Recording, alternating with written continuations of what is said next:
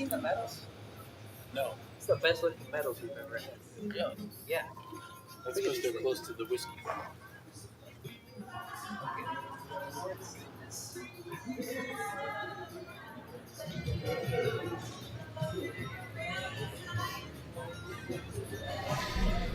Good morning, and it is a very early morning.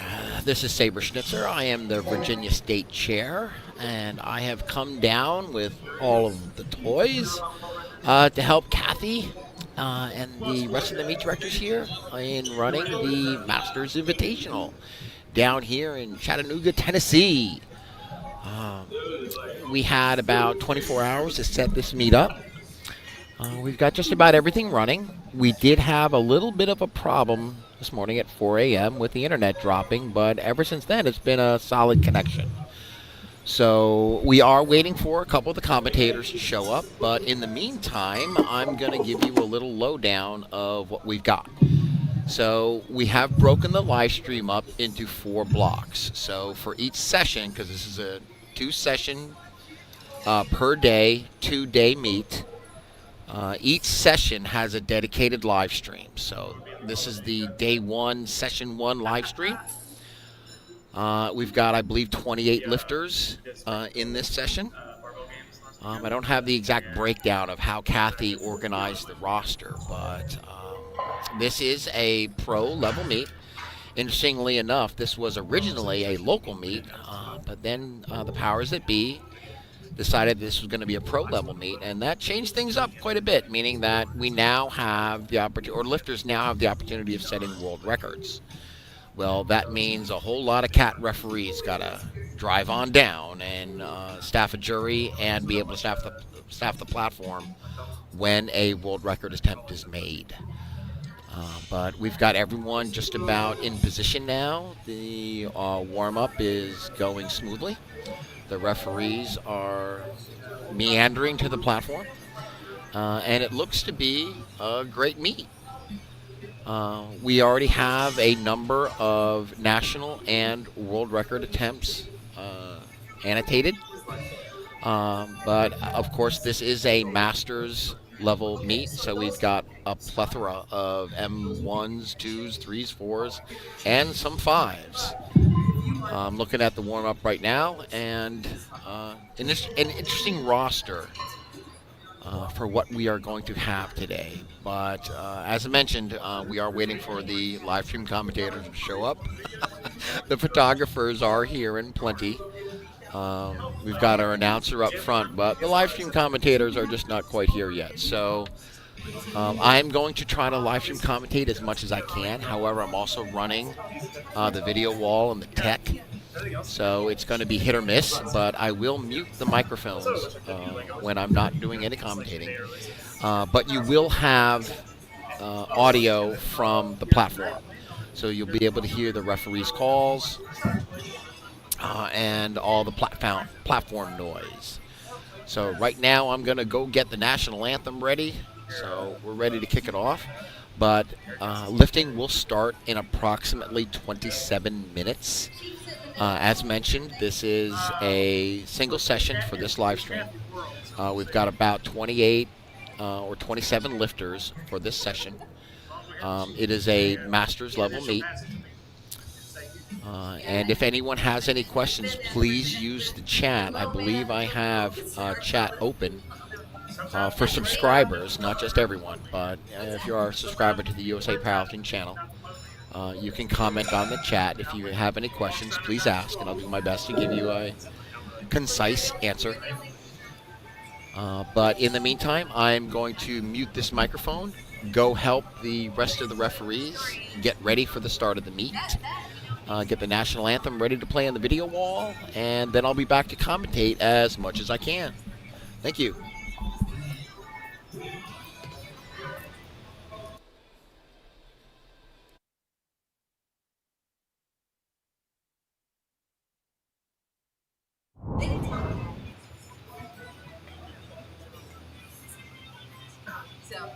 So it was like I have all.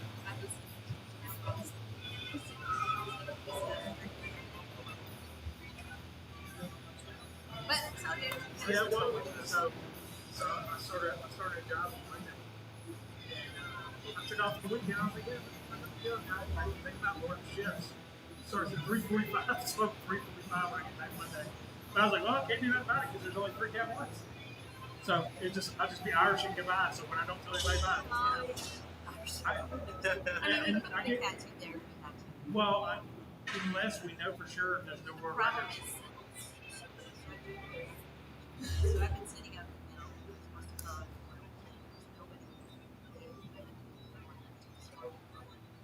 So.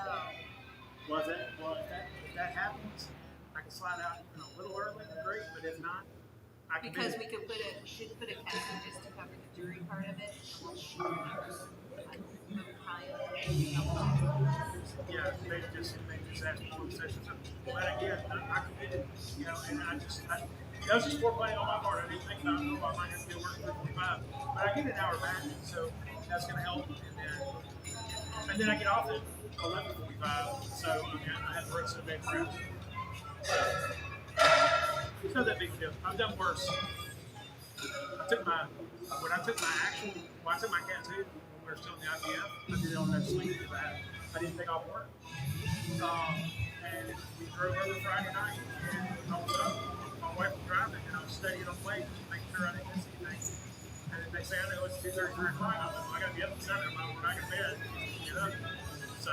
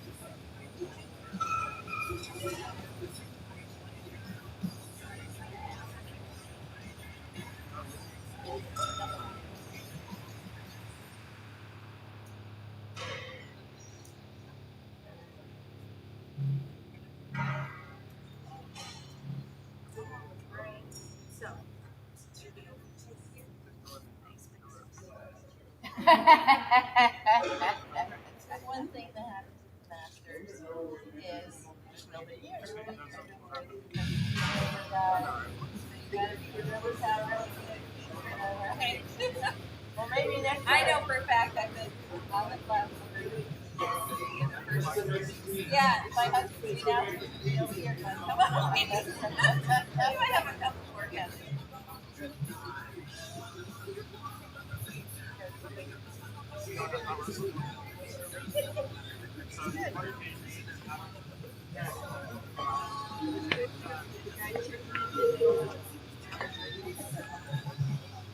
So, Jack, I'm supposed to be rules reading. Yeah.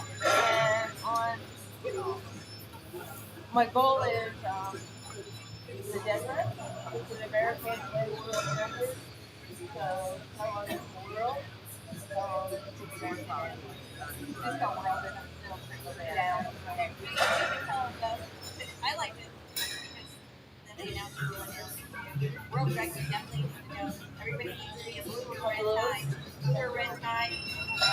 We also have national records level with the gray. Okay. They can judge it. Okay. We're all Okay. so that's Okay. you know official. Is he going to Invitational for you? No, big. Oh, you. Okay, sorry. Yeah, yeah. So make sure this is where you take it to. Okay.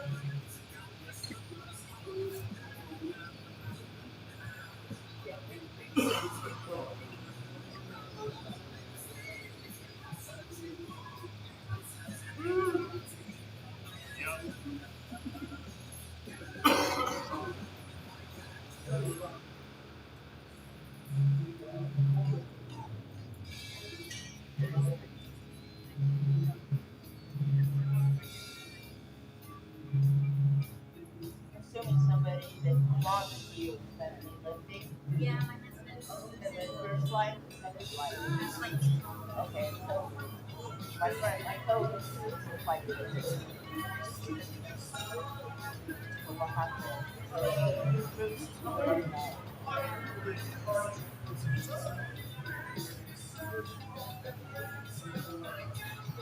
It's awful early.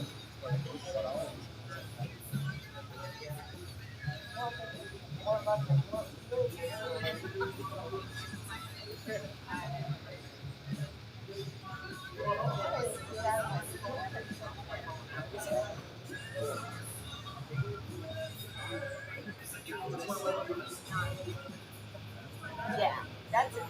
yeah, that's a really hard one, especially probably for like a lot of us. We're all meditating that get for an X amount of time. Like me, I do my meds, I can't eat for an hour. So it makes it. Yeah. Yeah, I'm gonna somebody 345 younger ones gonna be after this.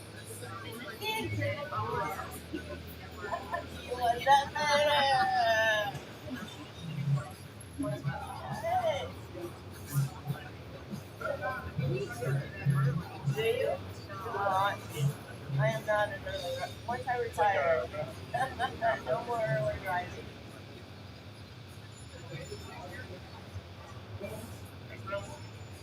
Where you guys from? We were in How'd you come? Why? we yeah, you got tickets. Thursday. I was asking my buddy, he was like, Friday. really excited for this. Robert did. Yeah, I was like, nah, I'll go.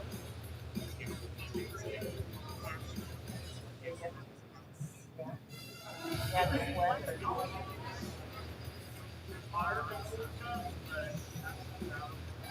Well, we're from Seattle, and when Mimi and I came in on Wednesday, and the plane had to fly about Florida. We got to Dallas. We were at a 40-minute I tried to get there. We sat on the tarmac for half an hour, and we got to the gate. At the time, they were starting to work the other plane. Oh, the internet was full air. So that was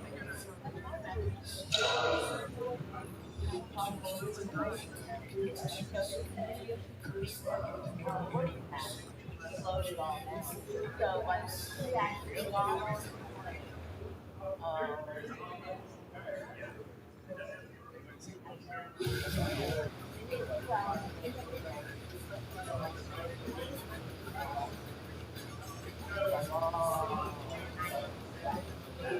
they started at 8 a.m. Yeah, but you know, leaving the house, getting to work, you know, like, oh, it's like, I mean, every place that there's a direct flight from the coast. Yeah. What we did is we put a Portland, Dallas, and then, yeah, Dallas, that's we had gone to fly direct to Nashville. We were in a car, right at Dallas. 5 minutes. The weather, storms, and everything. Driving in an area where you really don't know. Yeah, yes, it's fair to Kansas. Yes, we are. Uh-huh.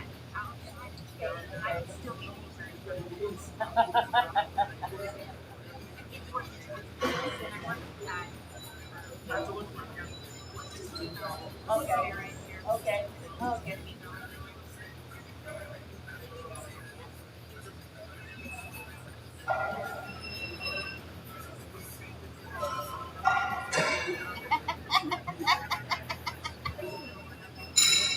Well, Dorothy wants to go home.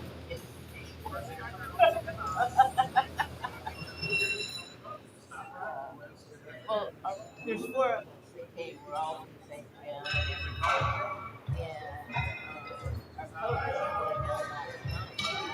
We got stuck.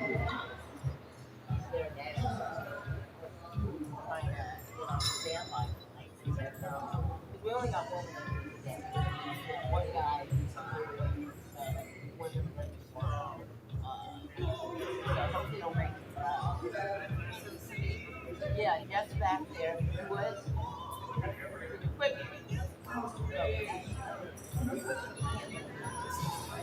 Yeah, you can't get secure. I asked to help him, but he said, he's working. I'm not tall enough. So he's going to do it.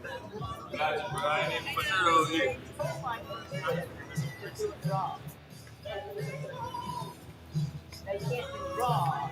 They qualify for quit. You have to quit. Something happens. They get raw. Yeah, probably.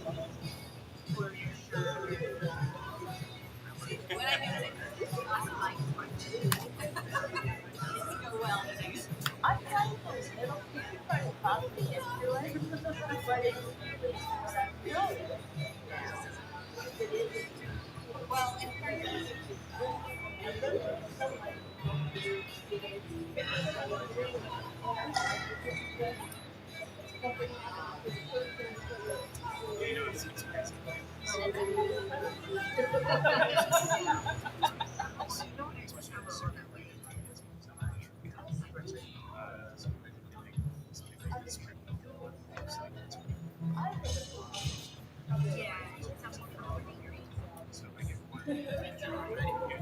That's right. That's 11 days. Pretty good.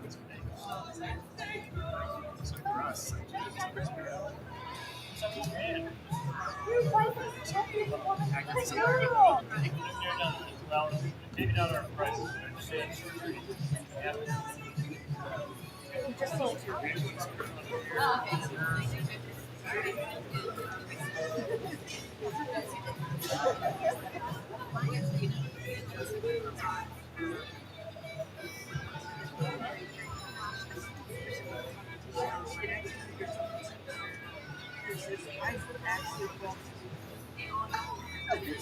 just like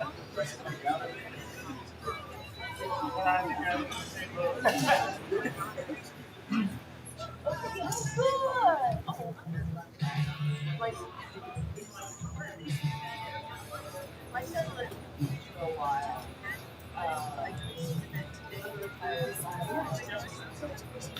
Yeah, that's more than everybody,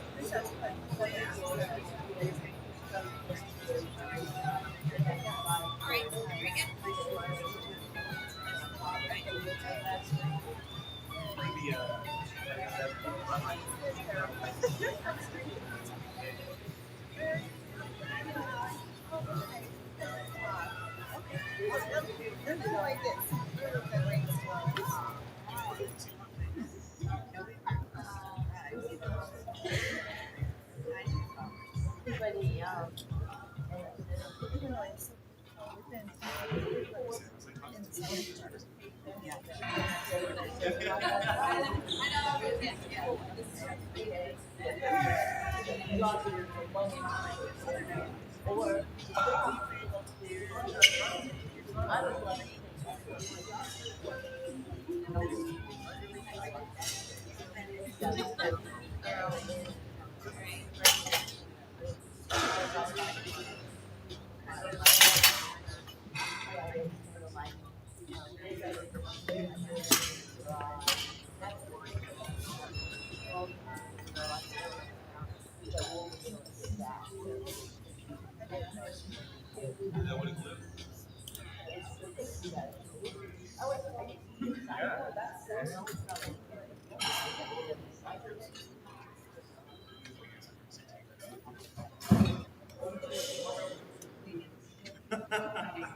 Yeah.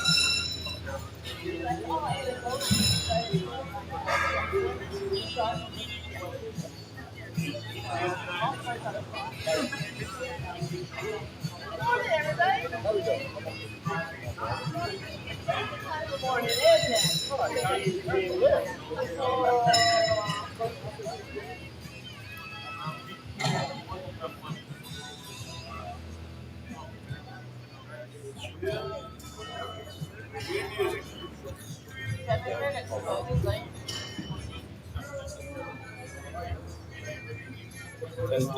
1, 2. Check, check.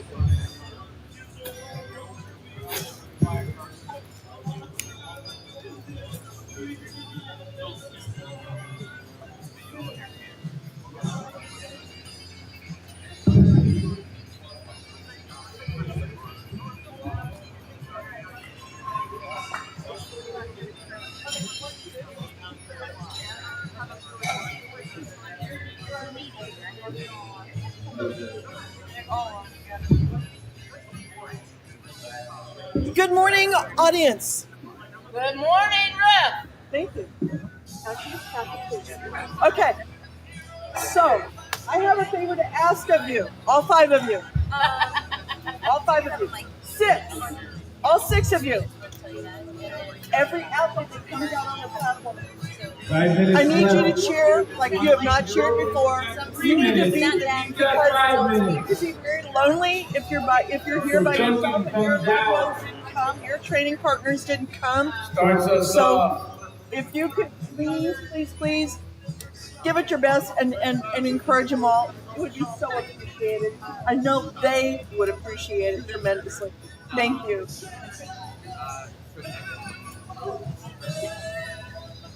And if anybody else comes in, let them know that they're part of the cheerleading crew, okay? we're going to become varsity sport today, right?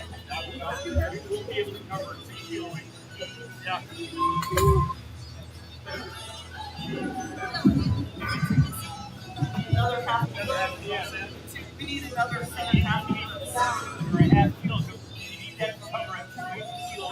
Oh, you got the word from the head rep, so you know. What am I to say? What is that? Like AM5. Awesome. Okay. No, because then I won't see. Okay, the middle of the night after two. Back. Okay, that's what I'm hearing. That'll be just as well. Haven't really gone out exploring a lot. Go to one restaurant, come back in, try to stay cool. I walk outside, and 30 seconds my pants close. Right. Not fuel.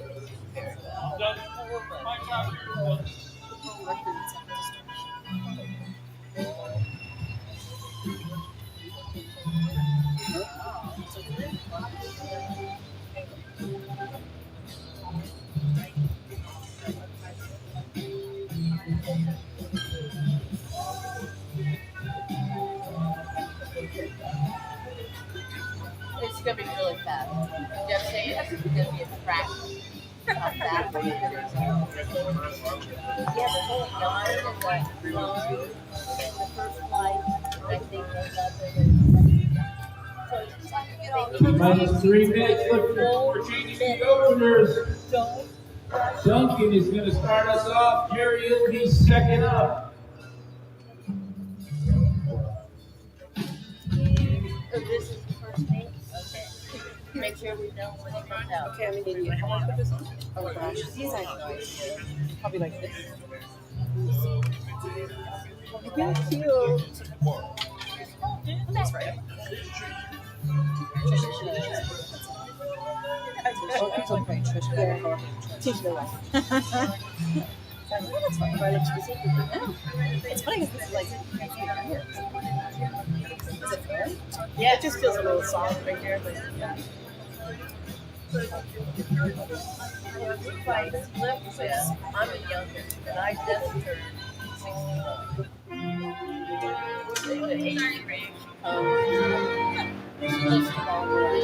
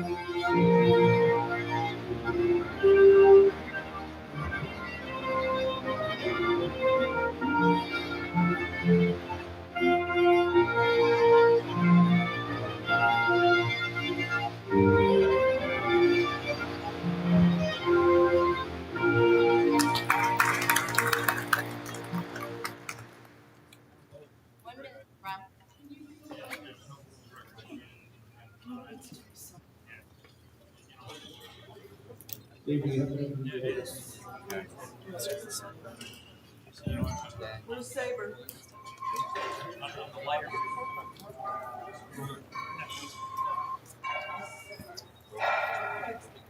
So opening with the world. We're opening with world. Yep. So Saber. Oh, excuse me.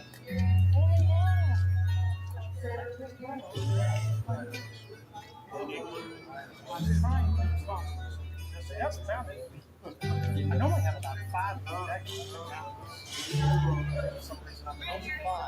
All right, ladies and gentlemen, there's not many of us, but we are big. A few people crowd having a lot of noise today. As Duncan comes out, jumping into the deep end of the pool, he's going to try a world record attempt. First look in the 2025 Ready? Masters Invitational here in Pennsylvania. Bars loaded! Bars loaded for Duncan to start us off.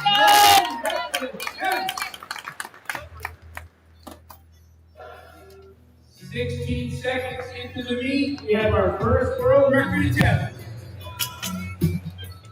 33 pounds on the bar for this young man.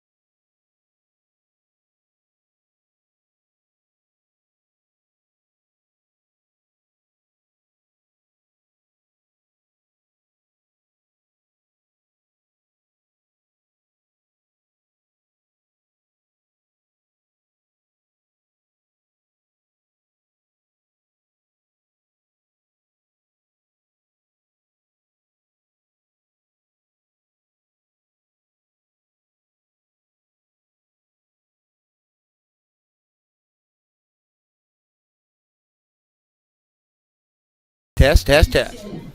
The commentators are here, so let me set them up. Squat. Yeah. It's muted. Nice job. That was an easy work. 74 pounds, through right leg.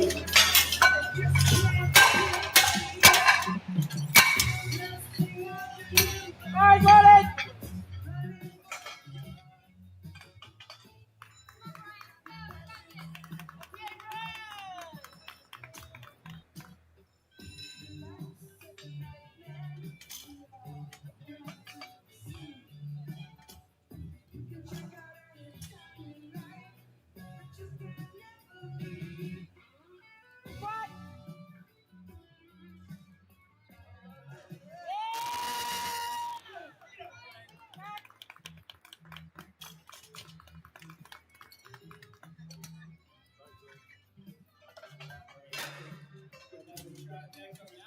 Gotta get deep enough to your hips. You gotta break through your knee. You gotta get below the knee.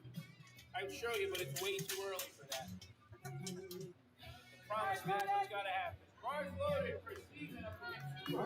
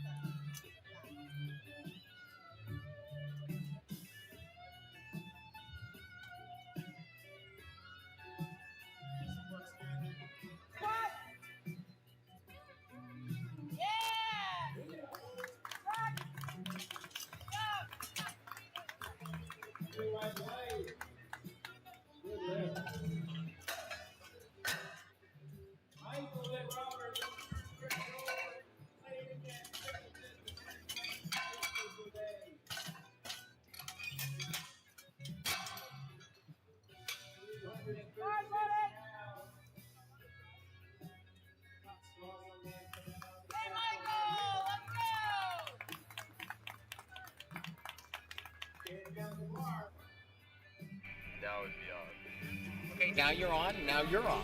So put them So- on and talk. So it's best to leave this on and mute here, or go back and Mute forth? there, leave these on. Okay. That way you're only doing it once. All right. And just like ask questions of each other. Hey, why did that happen? What's this? Yeah. What's that? All right.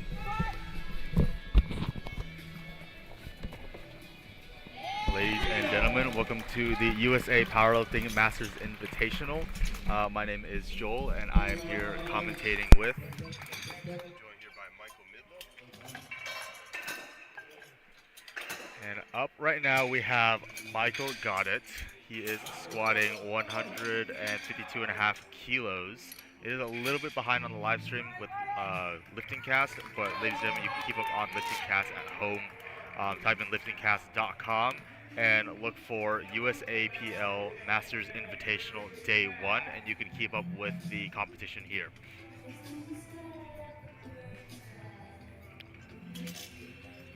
And real quick, would you like to go over just the general rules of performance for the squat? Yeah, sure.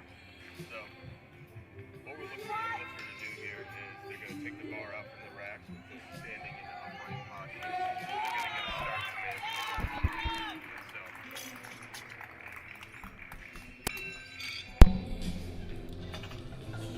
get a start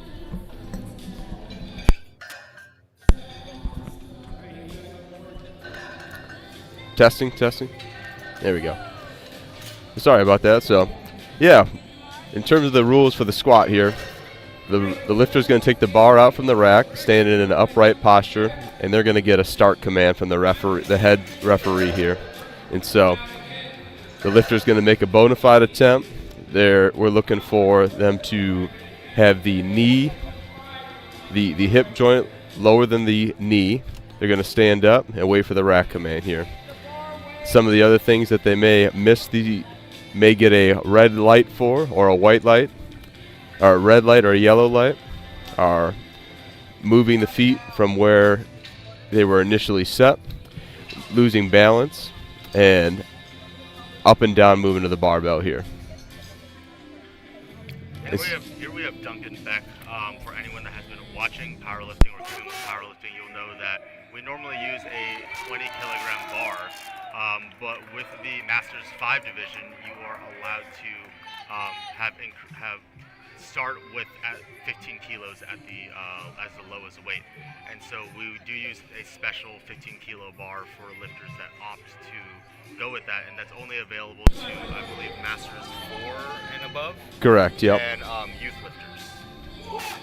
Well, Duncan set a world record attempt on his first lift here. We'll see what he gets on his second here. Good effort from him. We'll see what the judges say.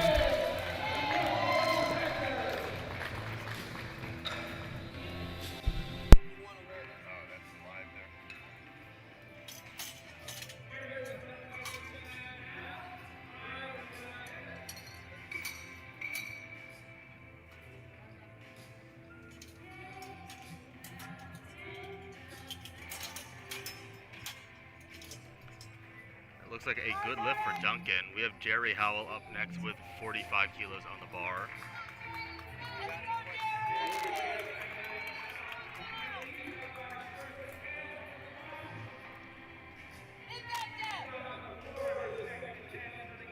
Now, Jerry did miss his opener. It would be very advisable for him to hit his second attempt here. But there is instances in this case where if a lifter does miss their first and second, they have the potential to do what's called a bomb out. Would you like to explain what a bomb out is? Yeah, so if a lifter fails to make a single attempt on either of the three disciplines, or if they're a single lift lifter, bench only, deadlift only, they are not eligible to qualify for a total. So the goal is to have at least one good lift in each of your events. And it did look like Jerry missed his second attempt, unfortunately, and he will need his third attempt to stay in the meet. We have Brian Shrew coming up next.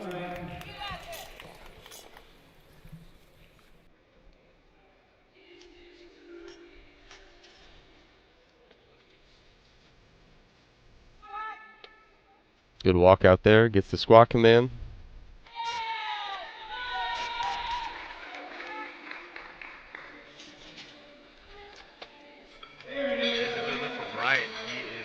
stay in the meet. He is on the board. We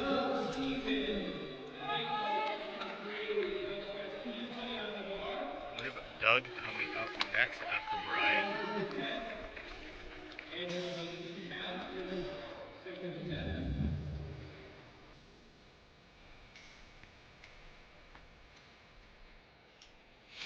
This is actually Doug's second meet.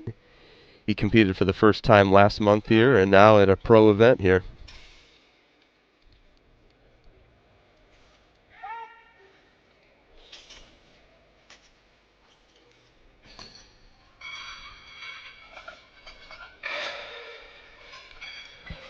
It looked like that was a little high for Doug from the middle and side referee on the right-hand side here. Yes, he did receive 2 red cards, which is most normally for depth calls when they receive an infraction. Stephen White coming up next with 110 kilos. This is 242 pounds. We have this very cool back overlay, or I guess background big screen provided by Saber, who also provided all of our equipment here. He runs most of the meets in Virginia, if I remember correctly. Yep, that's right.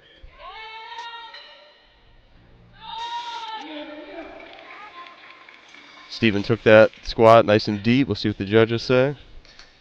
Oh. Lift, unfortunately. Would you like to explain the colors?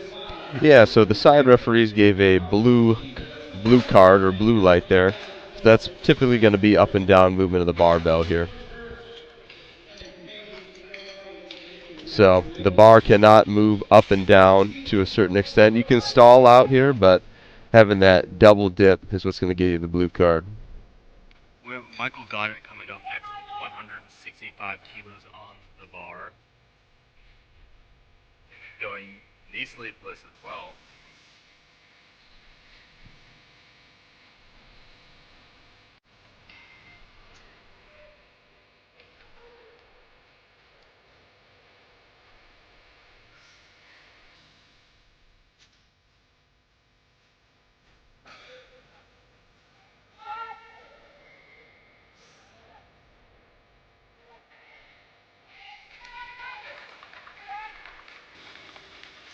Michael Goddard makes the lift, and it is a good lift, 2-1. All you need are 2 white lights. And we want to give a quick shout out to our spotting and loading crew that are all from Blue Mountain Christian University, I believe. Yep. And they drove all the way from, what's that from again? They're in the northeast region of Mississippi. So it's about a 5-hour drive for them, so they are making a decent trip out.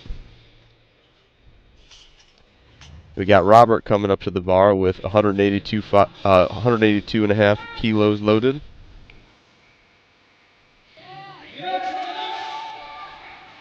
That lift looks good to me. What will the referee say, though? No lift, unfortunately. It looks like he was called on depth for that one as well. Don't get the back, we're back to the top on squat third attempts. Going with 20 kilograms as his squat third attempt. Another world record attempt for Duncan here. Masters 5 lifter in the 67.5 kilo weight class.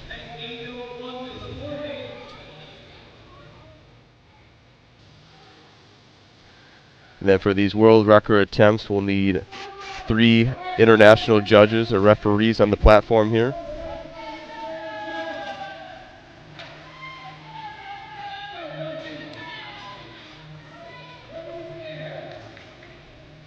Made his first 2 attempts look easy here. Let's see if he can make this 3rd world record attempt.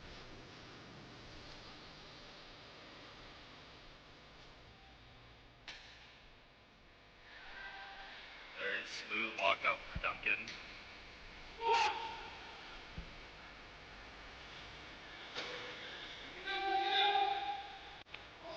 And he gets it up. Let's see what the referees say.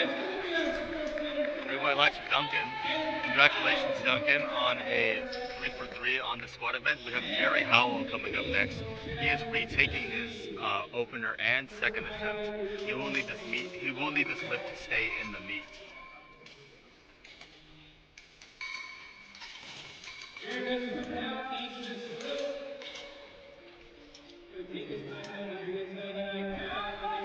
Just under 100 pounds here.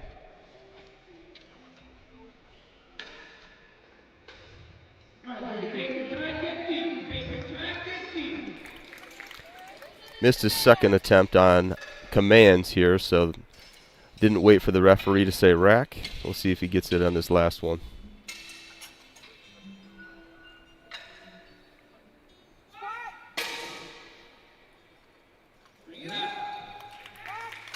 It looks good to me. Let's see what the referees say.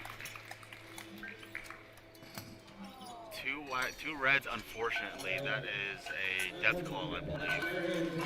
That's correct, yep. And unfortunately, Jerry will not qualify for a total. Will not be able to hit, will not have a registered total, but he's still able to compete for the rest of the meet and still bench press and deadlift.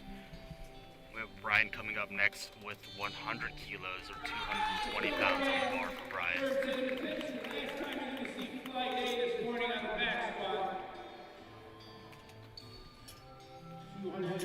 With squat, there are only 2 commands. There is the squat command and the rack command. There's no up command for when the lifter hits the hold. And no lift for Brian, unfortunately.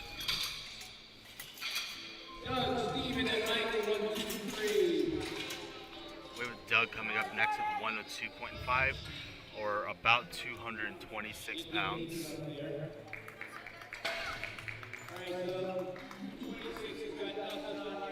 Missed his second attempt, but decided to go up by 2.5 kilos here. We'll see if it pays off.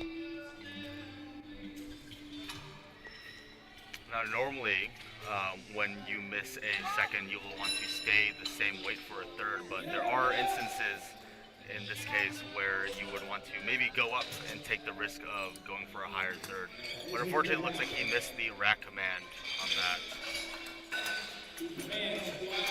Yeah, especially at these high-level meets, it's a give and take, a risk and reward. You want to place the best you can on the biggest stage in USA powerlifting here, but fortunately it didn't pay off for him there. So Stephen White coming up next with 112.5 kilos on the bar for him.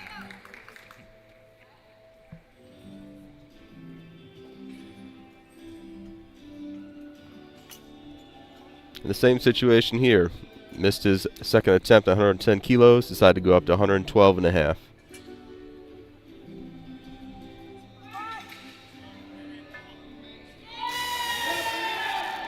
It looked deep to me. Let's see what the referees say. 3 white lights. That is a good lift for Steven. We have Michael coming up next with 175 kilos. It's a big 3 reds on the bar for him.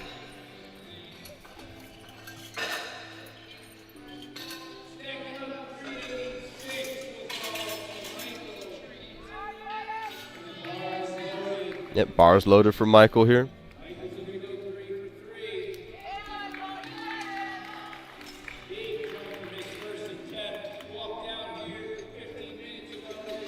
Michael giving the death stare down to that bar.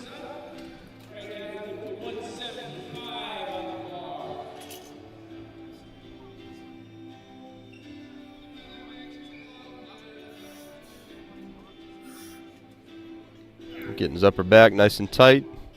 Nice smooth walkout.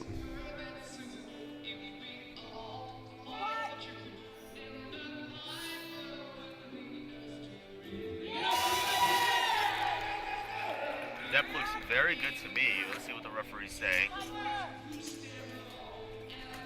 That is there it two white is, lights. 2-1. For him. He did receive a blue card, which is normally up and down motion. But all you need is 2 white lights. And we have Robert coming up next. He did miss his opener and his second attempt. He will need this lift to stay in the meet. Let's hope he gets this lift.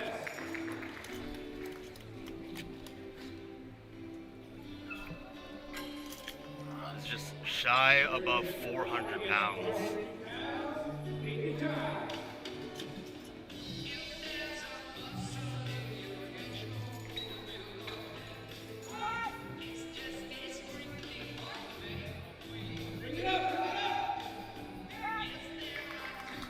Let's see what the referees say about that lift. Unfortunately, it's 2-1 no lift for him. He unfortunately is out of the meet and will not be able to have a registered total. He still will be able to bench press and deadlift though. And now we're on to flight B squats. Coming up with Jeff Hughes with 85, opening the flight up with 85 kilos. And we are entering, it seems like, the equipped side of things. Yeah, but so a lot of our lifters in Flight A were raw lifters, so with the equipped lifting, they're going to wear supportive equipment here. So for example, Jeff has knee wraps on.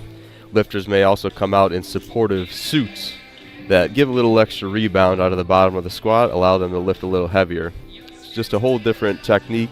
Think of pole vault versus high jump here. Same objective, just different equipment.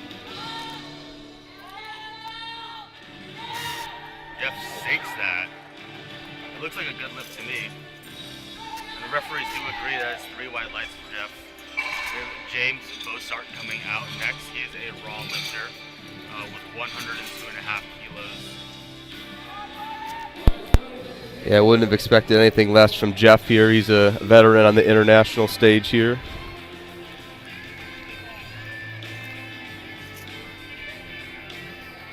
We'll see if James sets the precedent here.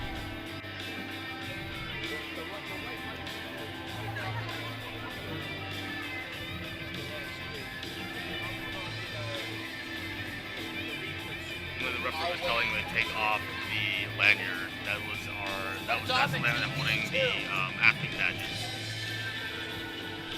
Yep, so there's limitations on what the lifters can wear on the platform here. Standardize the uniform. Let's see what the referees say about James. Unfortunately, it's a no lift, 2-1. Looks like a depth call. And we have Matthew Nichols coming out next with 107.5. He is an equipped lifter as well. Seems like this flight is a mixed bag of things. Yeah.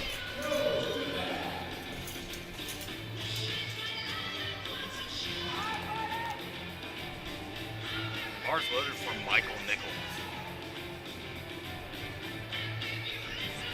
Yeah, and raw lifters and equipped lifters will play separately. So 2 separate sets of awards here for the lifters in each category. And a lot of people just think that raw and equipped are like quite similar, but honestly they could be any more different in my opinion. There's very different sports. The suit and wraps provide such a different feeling versus just in a singlet and sleeves. I've personally been wrapped. I'm primarily a raw lifter, but the wraps just provide so much rebound.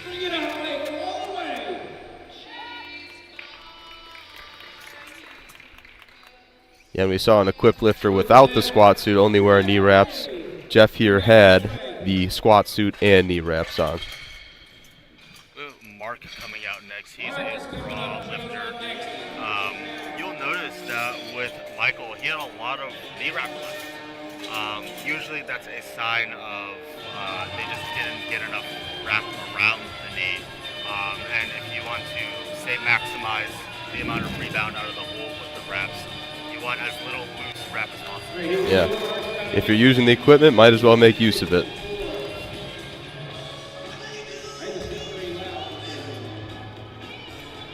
Mark coming out next, being the 140 and the Masters 4 division.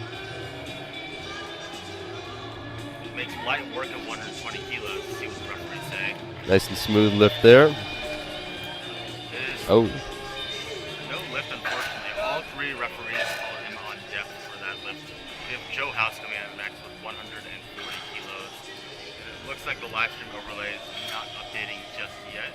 If you want to be most up to date with the lifting, go on liftingcash.com and find the USAPL Masters Invitational Day 1.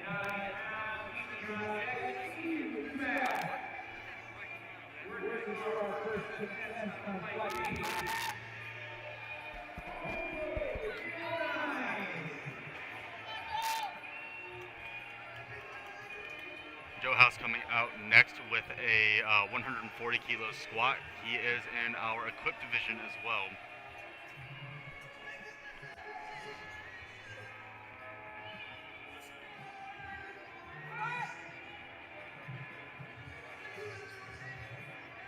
And he sinks that lift.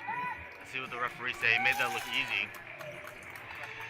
3 white lights for Joe. We have Stephen Lockwood coming out next. Stephen will be opening with 150 kilos. He is competing the 125 raw division for Masters 3. 150 kilos is just above 330 pounds.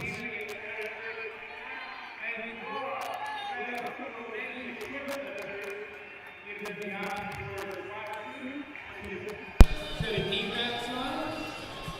Normal knee sweep. Knee wraps. But Steve is going well right here against Joe.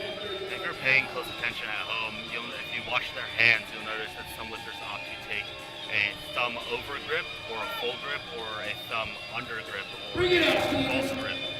Both are allowed in USAPL, and both have their own drawbacks as well as their own benefits as well. It's really just lifter dependent. And that's honestly a very technical conversation to be had over live stream. Yep. But both are allowed to be used in competition. Exactly. The main rule in the rule book is all fingers need to wrap around the bar, and that does not include the thumb. So. The thumb is not considered a finger in this context. There's Steve Stout coming out next, being the 90 kilo men's Masters 3 division.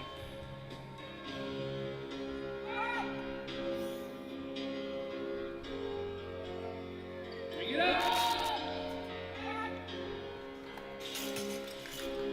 Racks, let's see what the referees say. No lift, unfortunately. There's been a lot of depth calls lately, and it's a lot of about just training to standard in your own training, making sure that you are training to depth, and when you go on the bench press, making sure that you're practicing all your commands and whatnot, just to make sure you know that you're not caught off guard on meet day. Absolutely. When you get to some of these higher level meets, sometimes the standard can be different from what you may have practiced, and just being ready to adapt on meet day here. Bring it up, all right, drive it up. And Rich makes easy work at 152.5 kilos. There it is. And 2 fights for him. That is a good lift with Ted Stewart coming out next, 165. He is an equipped lifter as well. Yeah, getting to some of the heavier weights here, the heavier openers. Last flight of squats for this session. It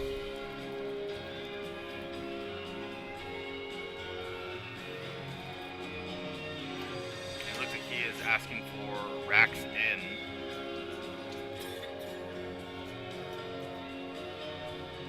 So yeah, typically lifters will ask for the in racks here when they want to place their hands near the outside of the bar collar. So as long as their hands are not touching the plates and are fixed around the bar, that is perfectly within the rules here. Some lifters may even opt for a racks in position when they have a very narrow grip too, just because they can get away with it. They may be hitting the rack on the side with the plates. They just don't want to be thrown off their groove. I see Ted on the very edges of the bar here. Bring it up, Ted, bring it up. Ted with a smooth 165 opener. And that is a no lift, unfortunately. 2 reds for him. And Gary Pamplin coming out next. Opening at 192.5 kilos. He is the final squatter of this fight for attempts. This is a very big squat. Gary's coming out breaking. Just under 425 pounds here. Masters 3 lifter on team KTT.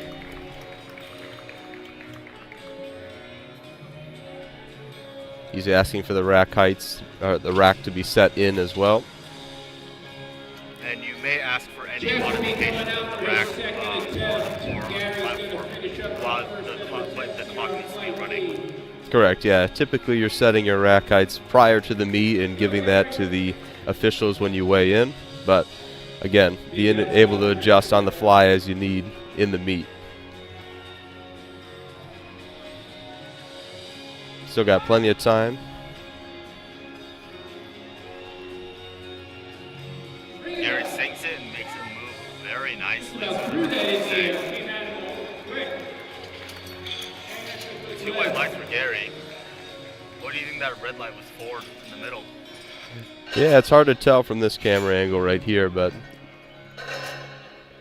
maybe missed one of the commands from the head judge. Sometimes it gets loud in the venue here. Jeff Hughes coming out next, 87.5 kilos for him.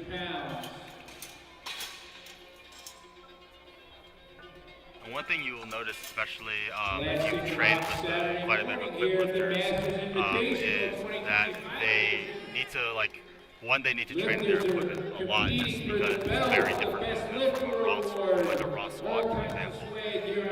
But they also need to get in their group. There's a specific group that they find within their equipment. And it's a very, very technical movement overall. Like one misstep, you can totally mess up your entire lift.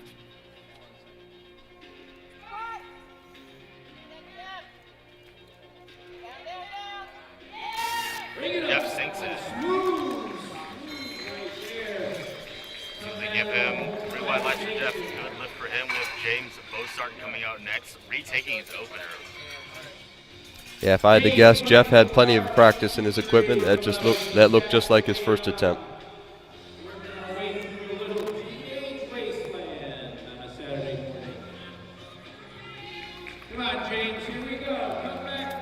I believe James missed on depth here. We'll see if he can sink this second attempt. He gets 226, but money's on James.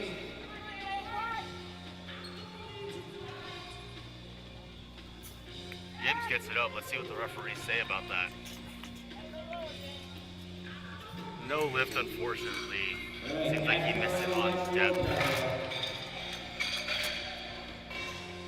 Yeah, another 2-to-1 call there. All you need is 2, so if you sink it just enough to maximize the weight you can have in the bar. But it's kind of that game. Risk versus reward here. We have Matthew Nichols coming out next with 112.5 kilos. A very tall lifter. He's on rack height 23. I believe I could just walk under that and clear my head. It'd be a pull-up height for me. Bring it up, fight through it. Michael fights through that sinking point. Let's see what the referees say. 2 reds, unfortunately. It looks like it was also called on depth. How about Mark Branham coming out next with 120 keys, retaking his opener.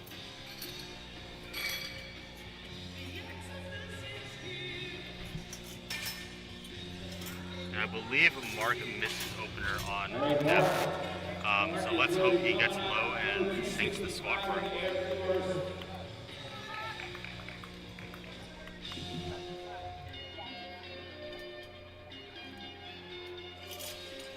Yeah, that's been the main call we've seen from this flight here.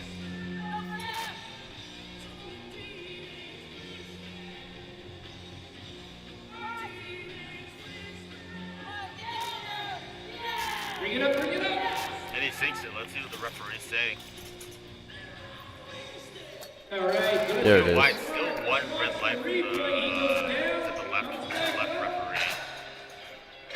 Gets the big, this is harder than it looked face on. He's in the meet. He's eligible for a total so far.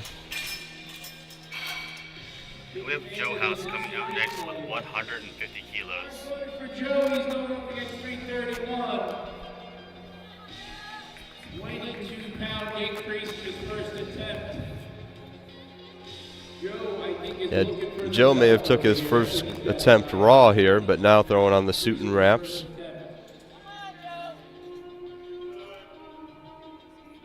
And there is some strategy strategy around that. I do know some equipped lifters will take their openers raw just because there's a much lower chance of missing. When Joe fights through that sticking point, let's see what the referees say. I do think it's a good lift. And the referees do agree. 3 white lights for Joe. If I'm not mistaken, Joe won this meet last year, so definitely a favorite coming into this meet today.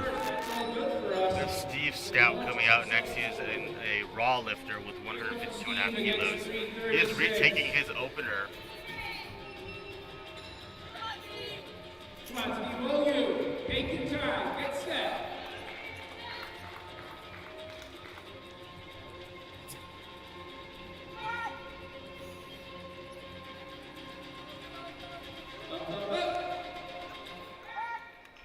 Let's see what the referees say. He did make that look quite nice. 2 white lights. That's a good lift for him. Way to bounce back there. 2-1. Gets it just low enough to get that second white light. And one cool thing with squats is that you only need one side to, or you only need 2 white lights. And so some people's hips are just uneven. Yep. This is how they're built. And so I know a friend of mine, she will always get 1 red light on her right hip because her right hip is higher than her left. Yeah. And it seems like that's the case with some of these lifters here. Rich Hayes sinks it. Let's see what the referees say. No lift, unfortunately. 3 red lights. And it looks like it was a depth call. Yeah, I'm sure some of these lifters had gotten their reps under the bar to say, so they're learning what they need to do in order to get the white lights, making adjustments as they've gone throughout their career. Jury at this meet? There is, yep. So there's a jury of 3, at least Category 2 referees here, in case there is an instance where there's at least 1 white light, 2 red lights. The lifter can go and contest that call and potentially get that rectified. Now, I believe there's also, it was recently amended where you were able to contest good lifts as well. Yep. And not only your own lifts, but you can contest other people's lifts as well. There's 2 white lights. That's a good lift for Steven. We have Ted Stewart coming out next with 165 kilos. He is retaking his opener. Yeah, and the jury's a critical piece at these high-level meets, especially when we're battling for placing, and we'll see some of that when it comes to deadlifts here. Lifters are competing on coefficient here overall, so some of these early attempts could make or break that at the end of the meet.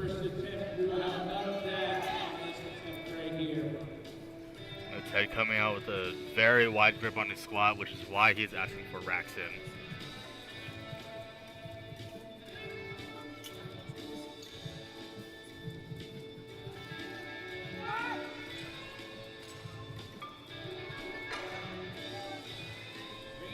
He finds his groove, it looks like. Let's see if that's a good lift, though. 2-1, good lift. He is in the meet with Gary Pamplin coming out next. Hang on. Sometimes when you're an equipped lifter, the suit is so restrictive that it hinders your ability to get to depth. So that's where that practice comes into play we talked about.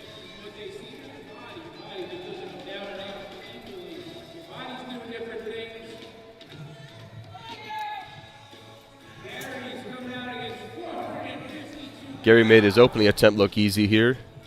12.5 kilo jump on his second. We'll see how. Decked out in his Titan outfit as well. You don't see a lot of Titan nowadays.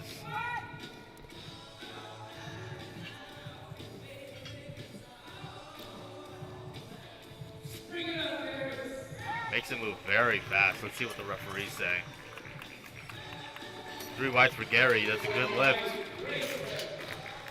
Yeah, I was going to add, you see a lot of Inzer and a lot of Titan at this meet. Compared to collegiate nationals, probably saw a lot of SBD in A7. Might just be an age group thing.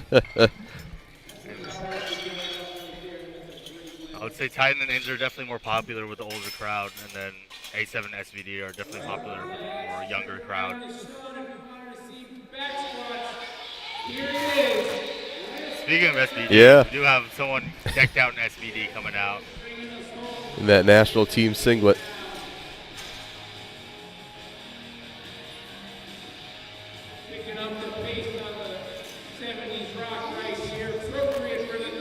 Now, I don't know if this is just a rumor. 2.5 kilo jump up to 90 for his third attempt.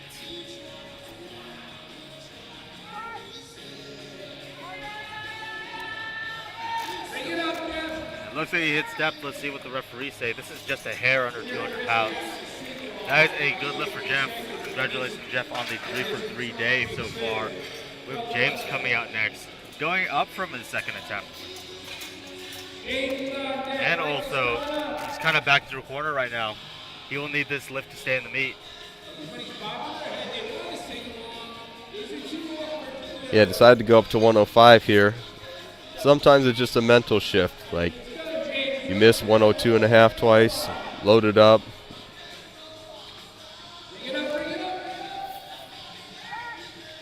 Let's see what the referees say about that lift. Unfortunately, a no lift. It looks like it was for up and down and for depth. Yeah. You may get a blue infarction or a blue card for sometimes not starting and ending the lift with your knees completely locked out. So it could have been the case on that one as well.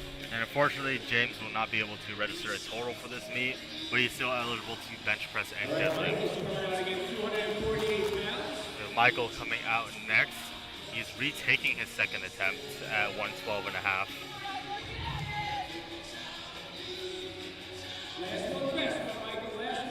Taking his time here. He's got that full clock on screen here in order to get the start command for his squat.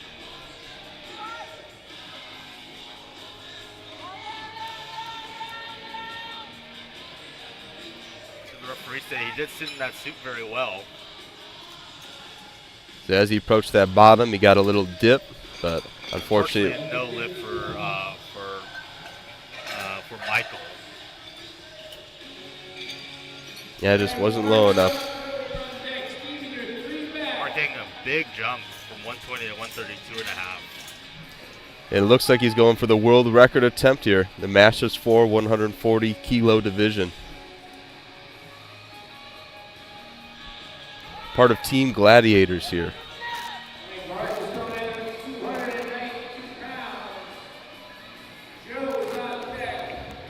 Mark did miss his opener on depth. Will depth be an issue for this one?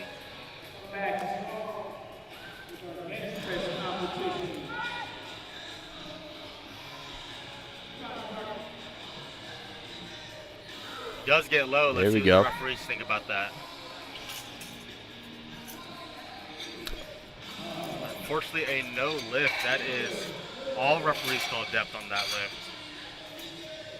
Yeah, the referees have the best point of view in terms of judging the depth of squat here. So what may look good on screen here may be different on the platform.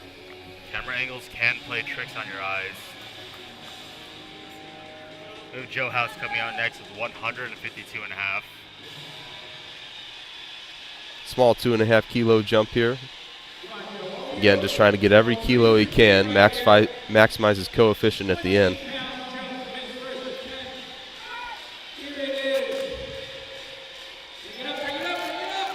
He blows it up. Let's see what the referees say. Good lift, 3 white lights for Joe. You notice with the clip lifters, they kind of sit back into that suit. A lot of that suit is made out of very stiff material and will provide some rebound around, especially around the hip area, out of the hole. And so that's why they try to sit into that suit a little bit and stretch the material more, just so they can squeeze a little bit more rebound out of that suit.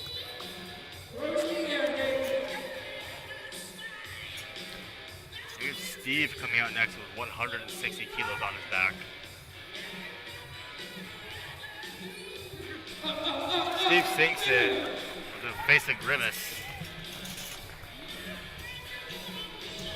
2 reds, unfortunately. That is contestable.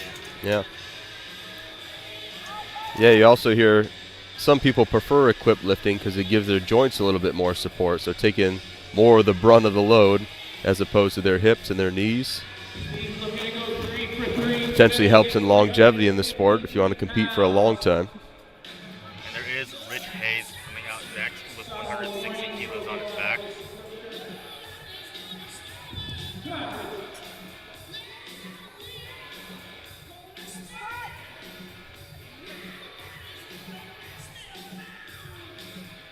And he sinks it. That looks good to me as far as depth goes.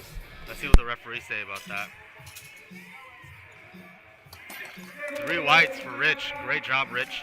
With Stephen Lockwood coming out next with 167.5 kilos.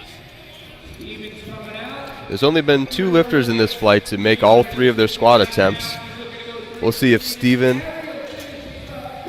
and Gary can make that 4 total. And we have, if you were keeping up on lifting cast at home, we do have a huge squat coming up next after Steven. We have Steven coming up right now with 7.5 kilos.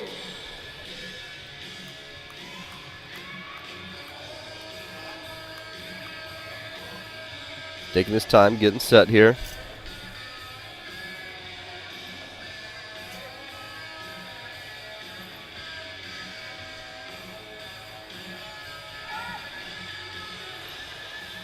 Sinks it. See what judges say. A little bit difficult, but unfortunately, no lift for him. That looks like a depth call for me.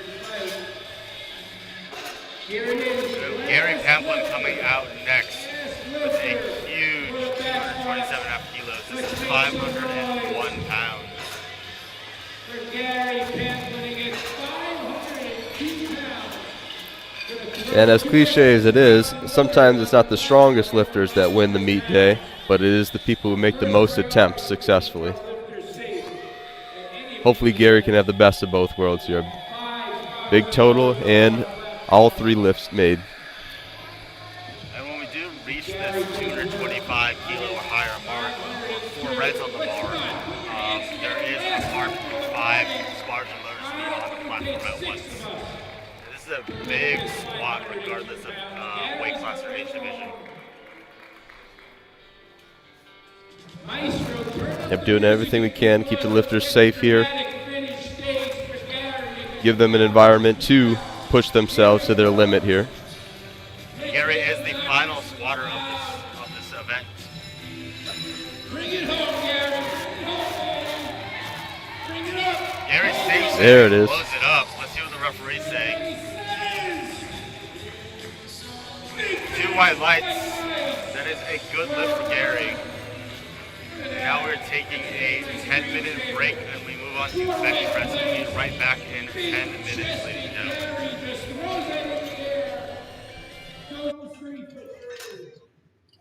All right, we're taking our 10-minute break. We'll be right back. We'll throw some weight in the air. Bench press competition's about to begin.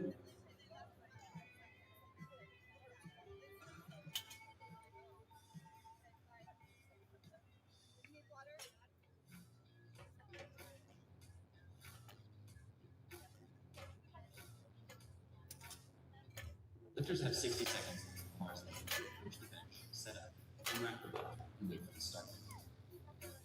They can take a lift off from the squatting crew or the hunch, and they can also use bench movements of various heights that raise their feet if their feet can't touch the ground. Each of the 3 referees can give white and bring red light. Lifters need any 2 out of 3 white lights or better for a successful lift.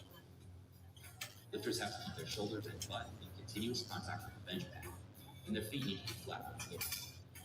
Once they unrack the bar, motions with locked elbows, they'll receive the start command to begin the bench press. They'll lower the bar down to their chest. As soon as the bar is motionless on their chest, they'll receive a press command, where they can fire the bar back up to the floor. Once their elbows are locked and they're demonstrating control of the bar, they get one last command, a rack command, and the lift is done. The bench press is highly technical, and there are more reasons for this lift. The red card is given if the athlete never gets the bar down to their chest. Blue card is given if there's downward movement to the bar while they're trying to press the bar, or if they have bent elbows at the start, finish the lift. Yellow parties get repeating or sinking after pressing, accidentally starting with start command, pressing, press command, or racking, rack. Yellow cards are also given if your butt comes off the bench, your feet come off the floor, or if you use your feet to anchor against the bench for supports. These are the rules of the bench press.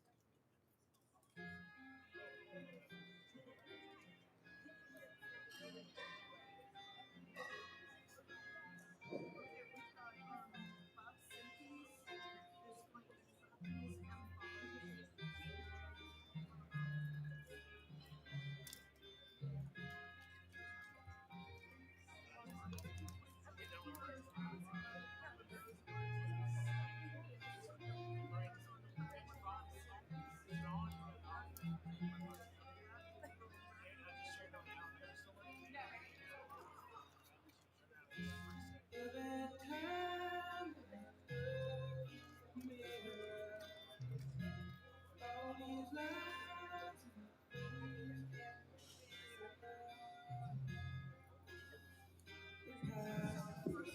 3 minutes if you want to change your opener. 3 minutes to change your opener.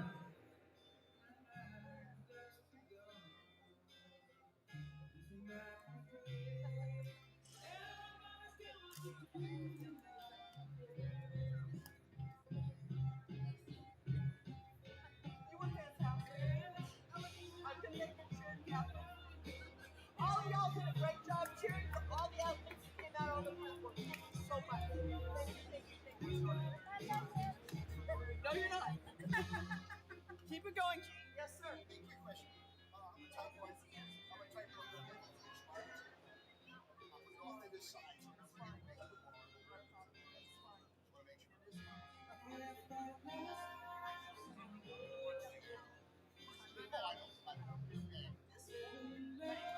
I want to make sure it is fine.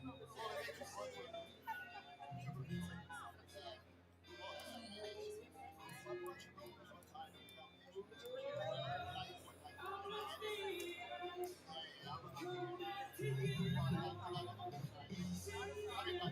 Yeah.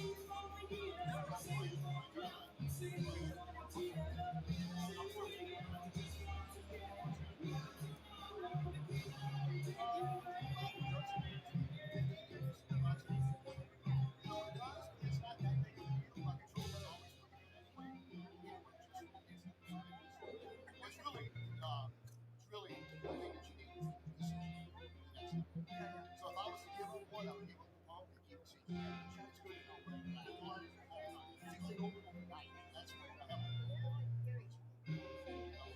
what's cool about weightlifting? I'm in the gym. I see girls show me this,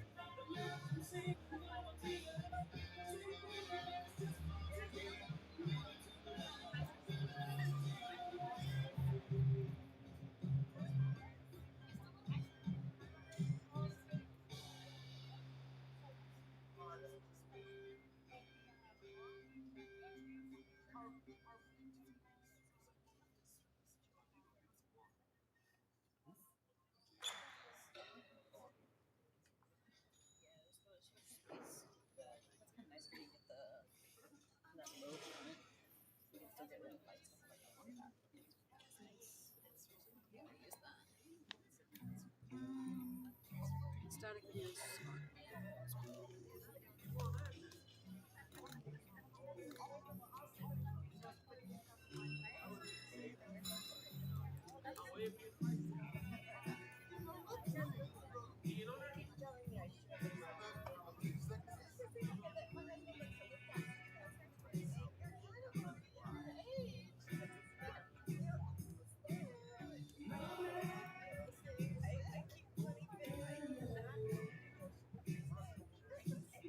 Lifters, 2 minutes.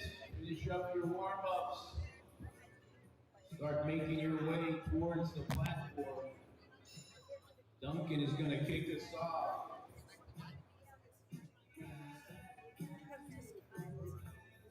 Simpkins coming in for the bench. And Jerry, he'll be 3 deep as we get this kicked off. Just under 2 minutes.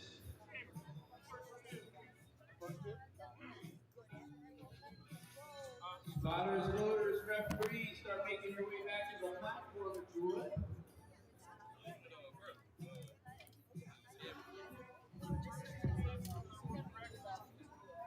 Like I said, there's more competitors than there is audience.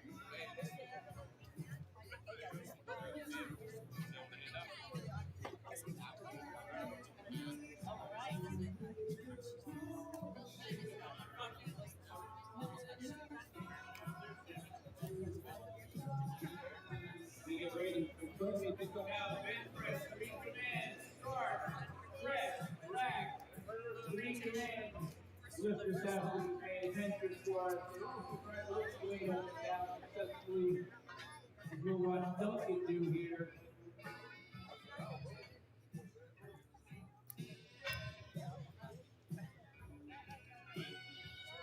I'm sure Duncan knows you don't have to break the world record on every single attempt.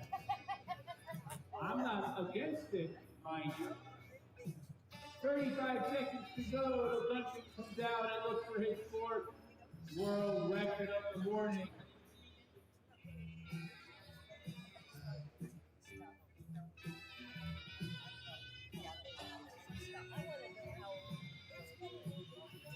We've got spotters, we've got loaders, and referees.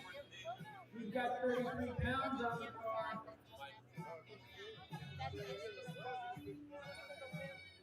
5 seconds to wait for Duncan's best. All right, ladies and gentlemen, we are back, and bar is loaded for Duncan Beck. He's opening up with a world record for us at 15 kilos for the Masters 5 division. Yeah, so that means every attempt after this will also be a world record attempt. We'll see if he it's has no competition for his world records either. We'll see if it's the same for his deadlifts here.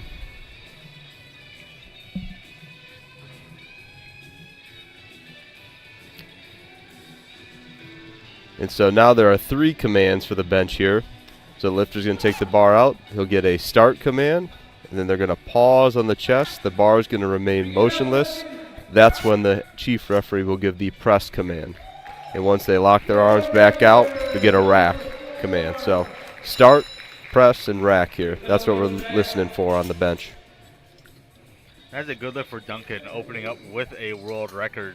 Isn't it super cool that you just come and say you have 6 world records, 3 in the squat, 3 in the bench, and maybe potentially even 3 in the deadlift.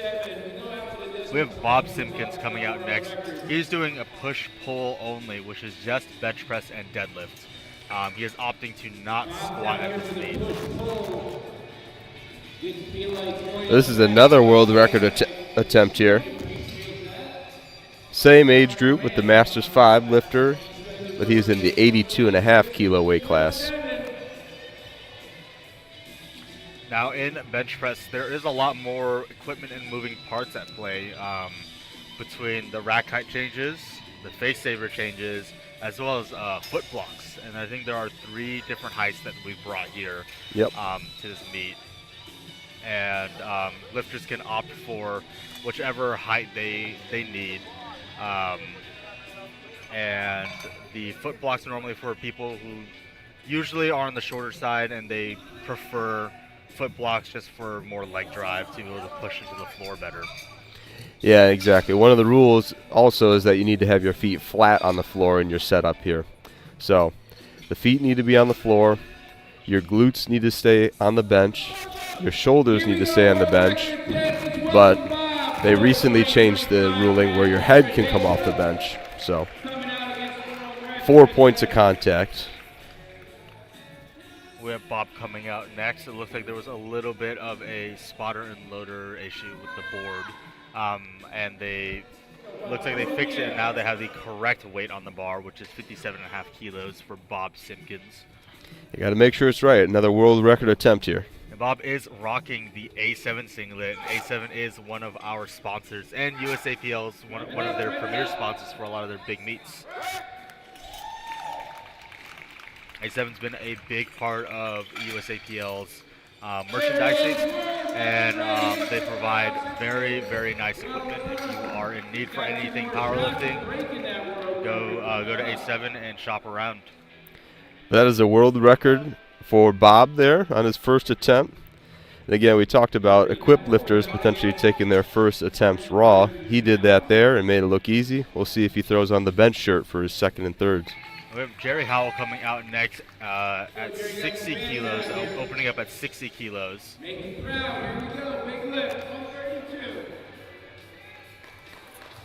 I just want to shout out other sponsors. We have Pioneer, LMNT, Instant Champions Championship Belt, Chattanooga Whiskey, Sour Strips, and Stellar Shots. Yep, some of our best lifters here will win a bottle of the Chattanooga Whiskey. Kind of unique to the area here. And that looks like it is a good lift for Jerry. And we have Doug Hurt coming out next with 70 kilos on the bar.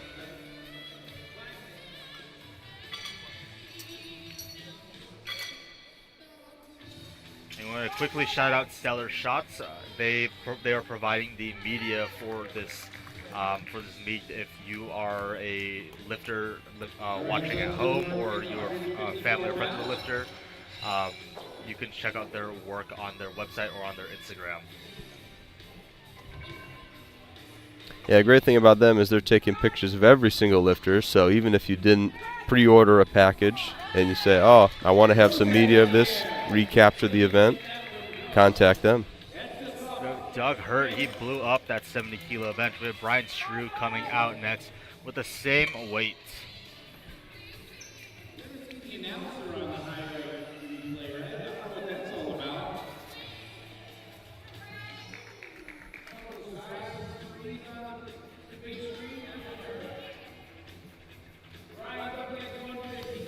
Gets the start command here.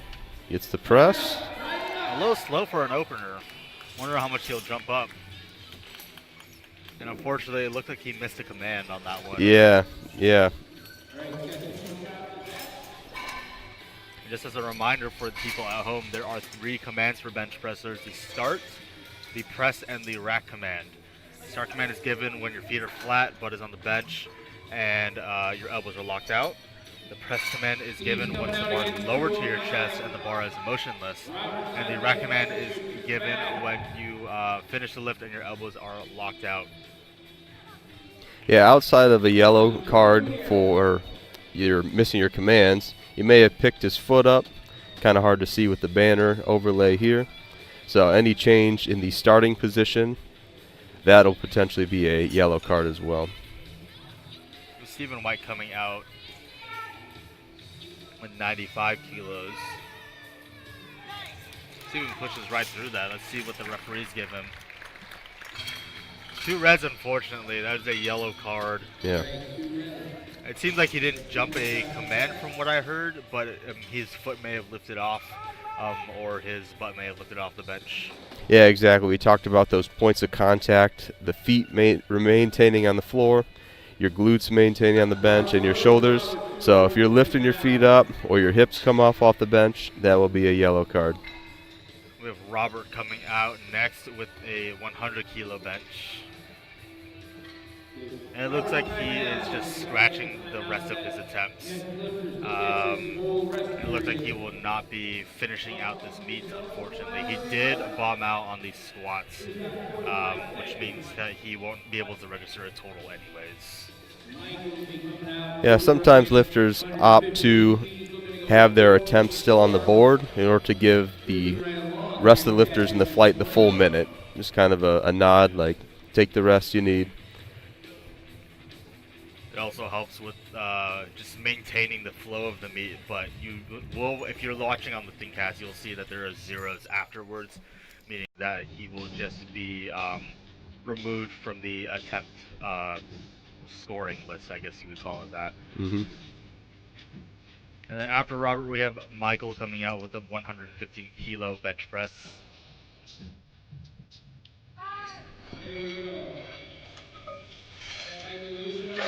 But the spotters and loaders are doing a fantastic job of swapping weights quickly here. Helps make the meet run very smoothly. Even pulling out the blocks for Michael here.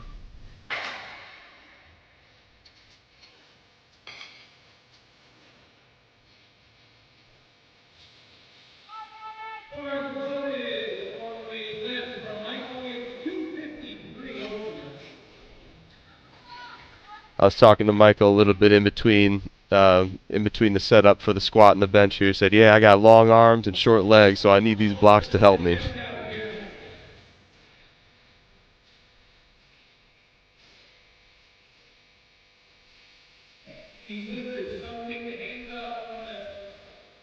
But he's doing something right here. He has the heaviest opener of this flight, so.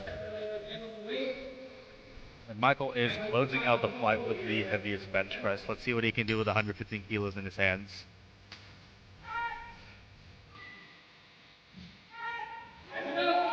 Michael blows that up. Let's see what the referees say.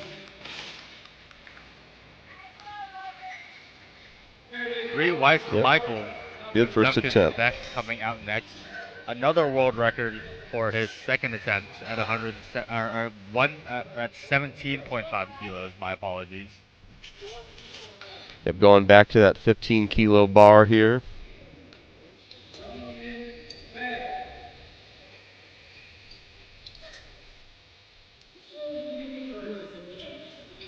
Again, some of the jumps from the first to second attempts here maybe a little bit smaller than what you'd see on the squat and deadlift, for example. So Duncan's going up 2.5 kilos here. But sometimes that's a smart play. It sets you up for a bigger jump on the third attempt if it moves well. Duncan doesn't exactly have any competition here. I think he is the only Masters 5 lifter. So there is no need for any, I guess you could say, more advanced attempt selection. Just kind of, he's just here to lift and here to have a good time and take home a lot of world records. He's getting his money worth then.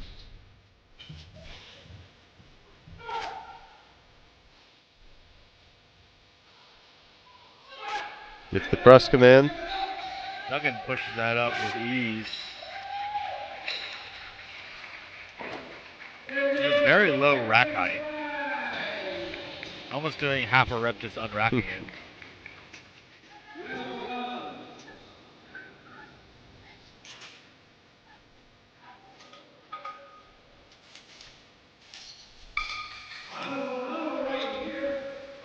So there is another Masters 5 lifter in this flight here, but Bob is in the push-pull category, so different event from what Duncan was doing. He's going for 65 kilos on his second attempt. That's 143 pounds.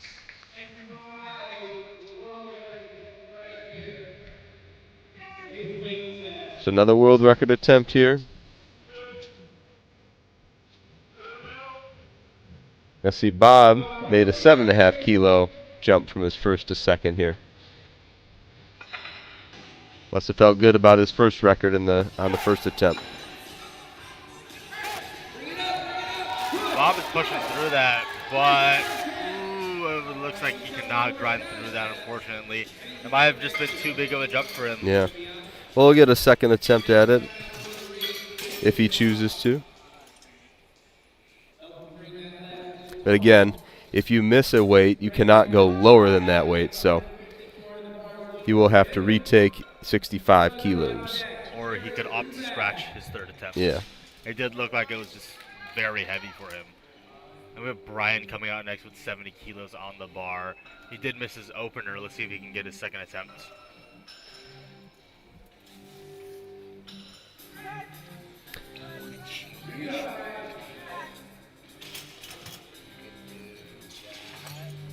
Yeah, not sure if he got the start command on that one there.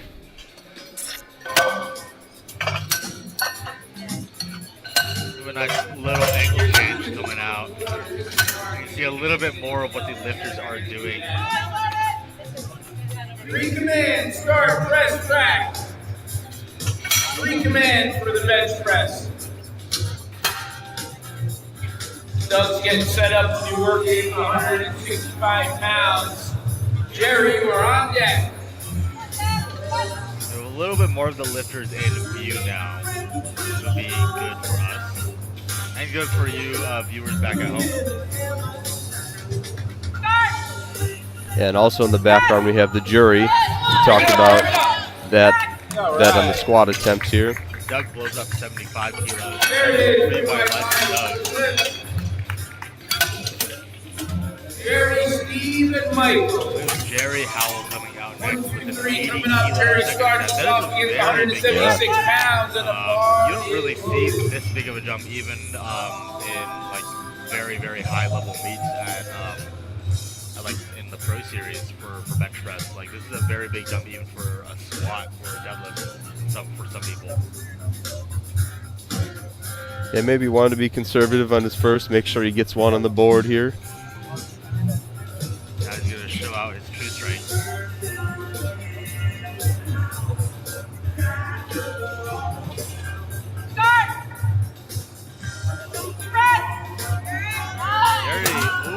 Looks like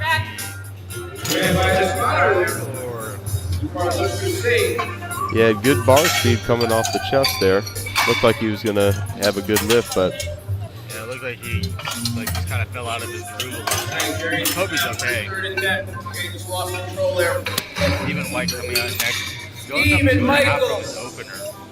We will take our third trip around the block. Missing his opener as well. 2 more lifters in their second set of attempts. Steve comes out against 215 pounds. yeah, Steven telling the spotters there how he wants the bar handed off to him. Critical to make sure that they know so you can set yourself up for the best attempt possible. Yeah, is key in this aspect, because if the head spotter doesn't know how to give your hand off, then they might really mess it up for you. Even blows it up, let's see what the referee says. That is a no lift, unfortunately. I couldn't exactly see what they called the yellow buttons on though. Yeah.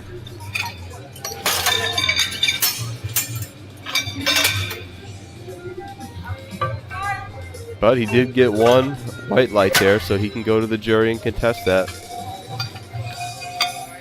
Michael got it coming out next, 117.5 kilos on the bar. Michael's coming out against 259. Yeah, it looks like his coach did go and contest. 5 right here. So the jury coming talking to the referees.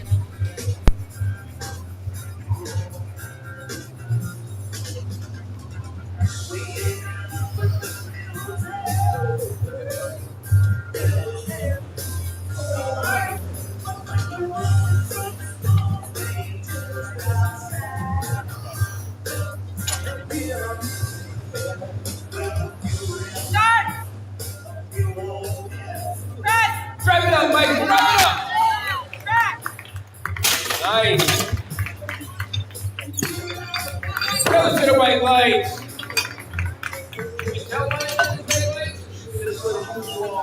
Five. All right, here we go. Move that block.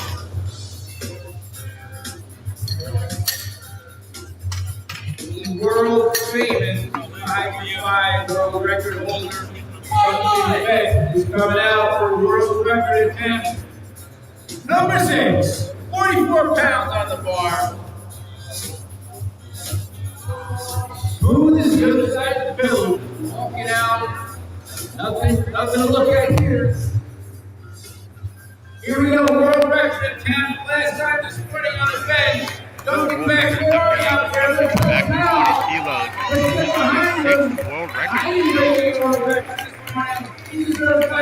Let's go, Duncan.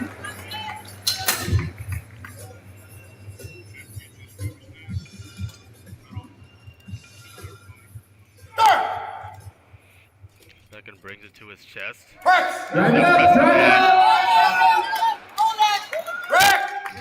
see what the referees say about that. 3 white lights. 6 world records. Congratulations, Duncan, on 6 world records.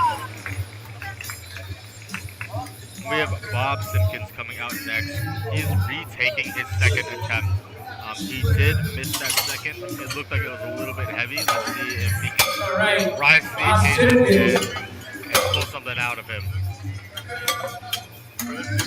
Third world record awarding for him.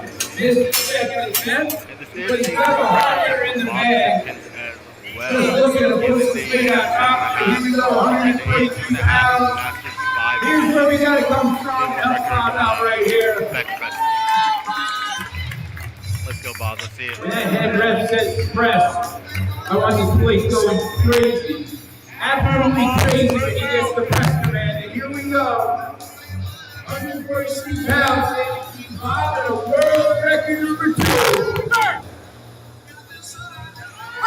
He's pushing it up. He's pushing it up. Can he get it up? No, it looks like he cannot. It was all right, heavy for the day. Great job, Bob, trying a world record.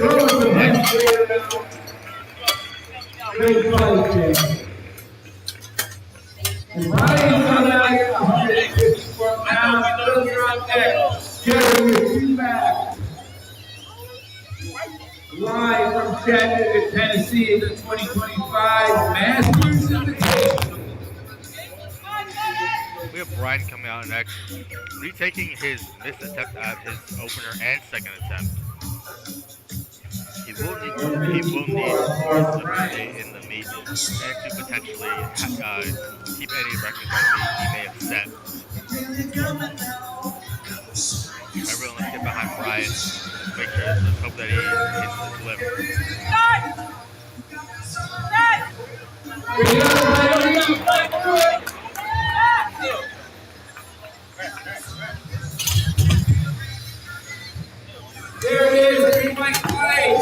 a good lift. Congratulations, he is in the meet. Brian is in the meet. Brian throws a green block on the board. Happy about that. Doug's coming out against 171. Jerry's on deck. Bars loaded for Doug.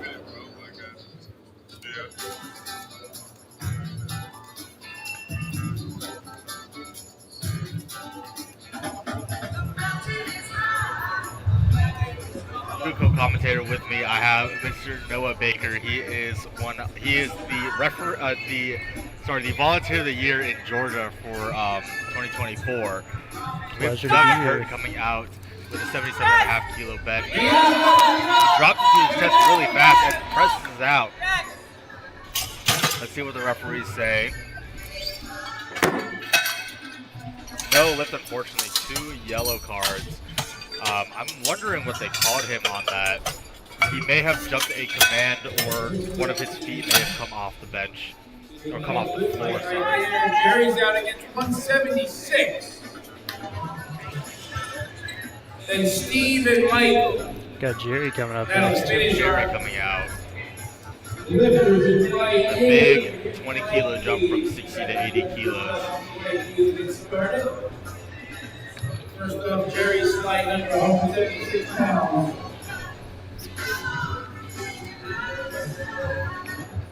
Let's see if Jerry can hit this third attempt. He did miss his second attempt.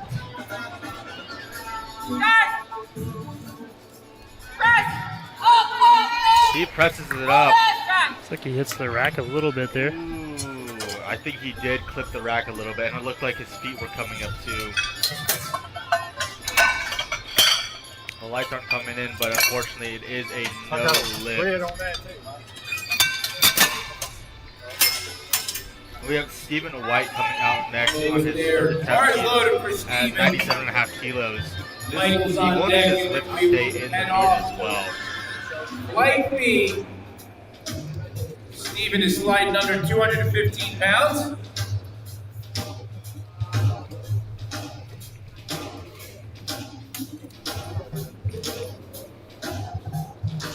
Let's see if Steven can hit this.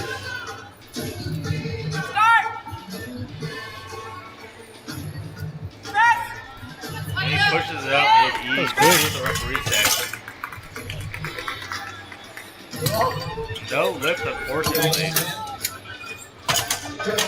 I can't exactly see it, but his butt may have been off the bench, or he may have jumped the bench, which would be my best guess. But we have Michael coming out next, and it looks like there's been a lot of reds for this session of bench press. And a lot of it can be some of it can be attributed to maybe some training where they didn't really practice to standard in training. I know that you've probably seen this as well with maybe some people that you know that they're, first time competing or like second time competing where they don't train to standard and then they get surprised when they get a really long press command on bench press. And unfortunately, there's no cheating on the standards in the competition. Especially at a big meet like this, where every single referee on the platform is I believe, at least Cat 2.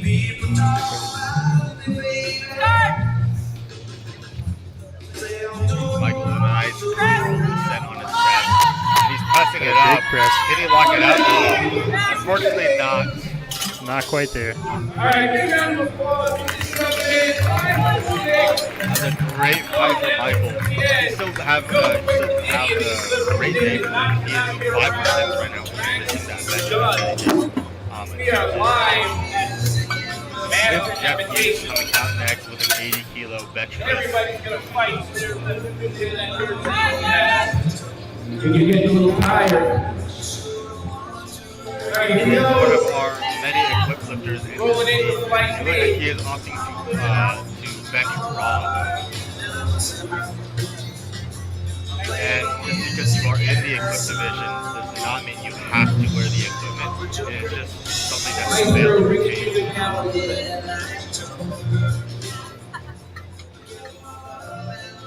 And one strategy, which is lifters, especially in squat and bench press is that they will opt to open raw. Start! Press! Rack! And he blows that lift up. But as I was saying, when they will opt to open raw, especially on squat or bench press, just because a lot more things are there's going to be a lot more things when you squat or bench press, as well as sometimes you need to get into your groove sometimes, and there's a lot more things that go on as far as raw versus squatting and bench pressing go. We have Michael coming out. It looks like he is opting to wear a bench press shirt.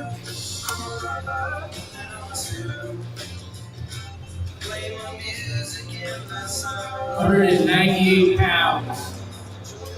Michael has not been having the best day. He's only hit his squat opener, missing his second and third. But let's hope that bench press treats him a little bit better this time.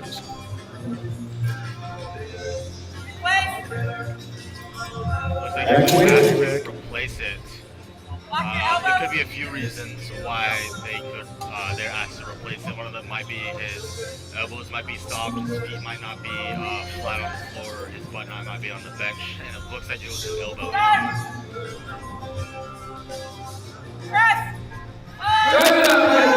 Bit of a grinder. Doesn't quite have it on that first one. Unfortunately, it looks like it was a little too heavy for him, or he might have just not been in his groove at that point. James is coming out against 198. Richard on deck, Drew back, Mark. James coming up next. He's opening with 90 kilos. Unfortunately, he did bomb out in squats, but he is still able to bench press and deadlift during this meet. Some people may opt to lift after they bomb out. Some people may opt to scratch all their attempts. Bring it up. Also got a bit of a grind on that first one. That looks good to me. Let's see what the referees say. There it is. Good Lift. lift. We have Rich Hayes coming out next. He is a raw lifter.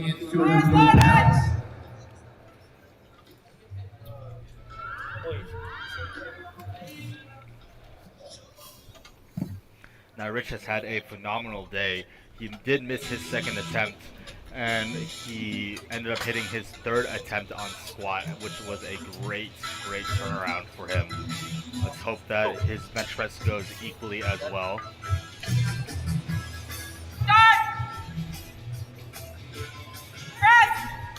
Bring it up, Rick. Bring it up. Well, it gets a little bit sticky near the lockout. Is there any specific reason why you think it's a little bit sticky?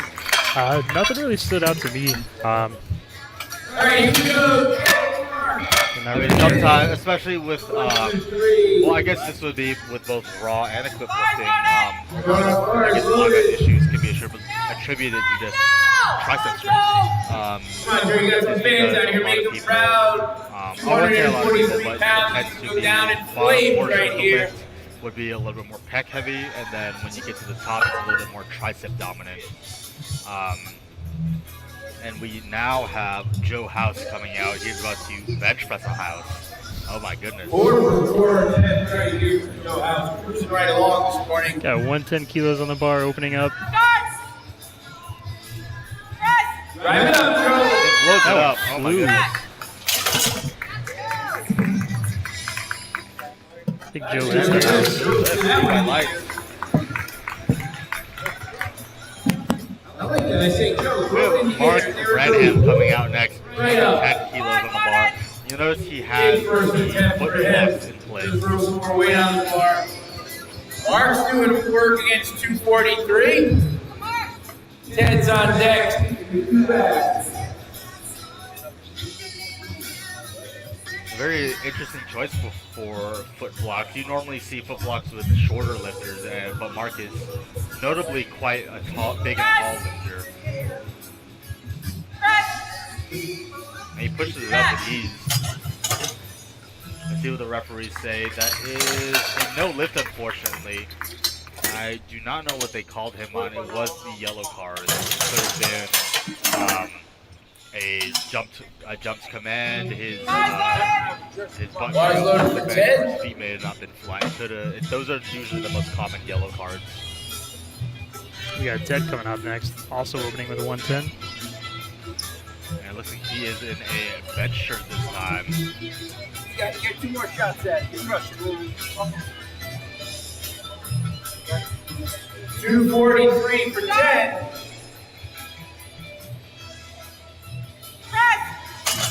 Oh, it looks like he hit the rack on the way up, unfortunately. That did look like he would have gotten it had he not pushed it back so far and hit the rack. Definitely looked like a strong press right off the bat. But yeah, it happens. I mean, a lot of stuff can go wrong with your the number of meets that you've spotted. You've seen a lot of stuff go wrong. Tom's on deck. Yeah. Bench press athlete. Yeah, the lifts that tend to go wrong the fastest typically tend to be the equipped lifters. That's why when you're spotting and loading an equipped lifter, you really want to stay with the bar the whole time. We have Steve Stout coming out next. I gotta say, his arms are absolutely ginormous.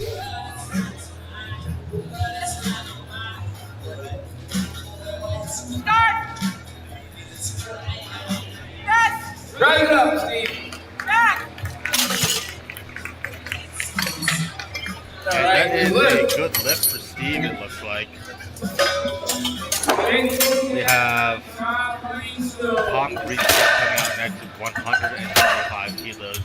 They're now entering the 2 red territory as far as plates on the bar go. Also looks like Tom is a bench only. 176 pounds. And raw bench only as well.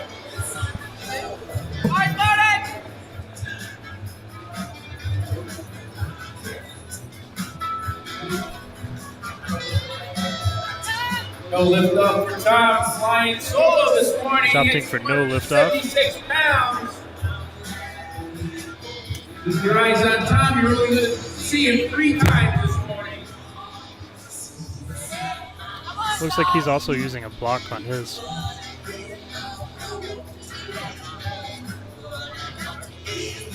And have your feet all the way out of the block. Here we go. And it is required to like flat on the bench, which is why you saw the spotter adjust the foot block a little bit so that his foot wasn't hanging off the bench. And a strong press on that one. A little bit shaky, but that just might be. All right, good lift. Welcome to the That is 2 white lines. We have Gary Champlin coming out, opening with an American record. Gary's coming up. As well as our first 300-pound bench for this whole session so far, for this whole meet, in fact. American record again for Felix Boys. 303 pounds American record. Gary has put on an absolute massive Gary's class. checking a lot of boxes. Very nice. Help him out. What the 5 keys. That is the right here with the 5 keys. If I do remember correctly, Gary's going to take care of Gary 298 of them by himself. He can carry the last 5.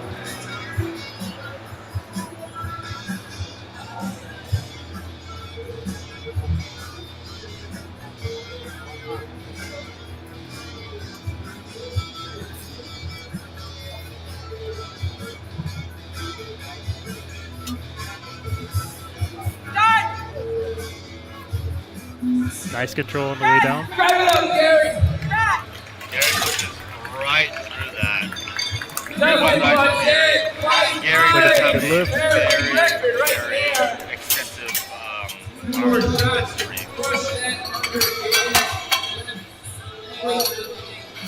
He has been skating back to 2001. He has been doing this. He's no stranger to the Elevate sport. that American record. He'll come back out. I'm going to go 5 for 5. Got Stephen Lockwood coming up next. Stephen with Lockwood, 150 kilos. 331 pounds on the bar for his first attempt. And that'll be our biggest bench press opener of this session. Let's see what he makes at 150 kilos.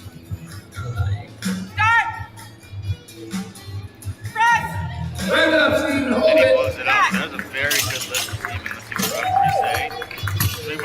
right, here we go. Back into the finish strong. Now we are back to the top. Yes, Hughes, 82.5 kilos. Here we go. Second trip around the block. Against coming out 5 for 5 and definitely 180 pounds.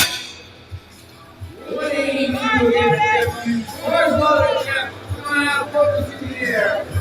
And it looks like Jeff is up to stay raw for his bench presence. Let's go, Jeff.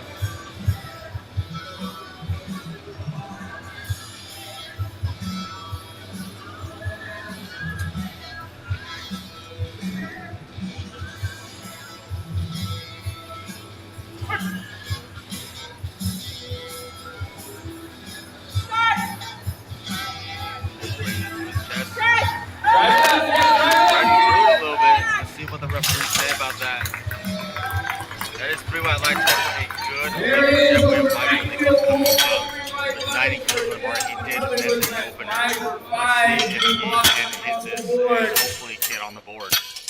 Michael's coming out. Bars loaded for him. He's going to be it is very common to see a lot of red on the board just because of the way equipped is, but they also can take those bigger risks just because of the equipment they're in. You very, very rarely see a 9 for 9 equipped lifter. I honestly can't remember the last time I've seen an equipped lifter go 9 for 9. It's much more common for raw lifters to go 9 for 9. See how Michael takes his 90. To replace it, it might be his soft elbows again. Yeah, it looks like he pointed at his elbows on the floor. Hopefully he has enough strength to get this one. Got 15 seconds left on the clock. Let's hope he beats the timer. Drive it up. And he sticks in the middle. Pushing through it. Can he knock it out? Let's see what the referees say about that. Looks like a good lift. 2 white lights. He is in the lead. He's coming out with 92.5. In that blue card, I did believe was for his elbow. You only need 2 white lights. Fired up a little elbow drive. James and John against 204. He's going to go down in flames right here.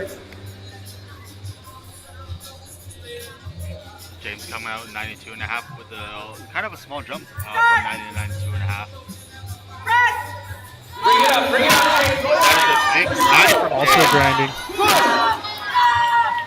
Gets it right at the lockout. Let's see what referees say about that. I did see a little bit of up and down motion. Looks like a good lift. Seems like it was a good lift for him. Curious to see if he goes up another 2.5. So in that scenario, right, there are 2 options. You can either decide to scratch the third and second deadlift, or you can go up to 95, but he is not allowed to take the same weight or go down. We have Rich Hayes going 105. It looks like he is going to scratch that third attempt. And it might be smart too. That looked like it took a lot out of him. And he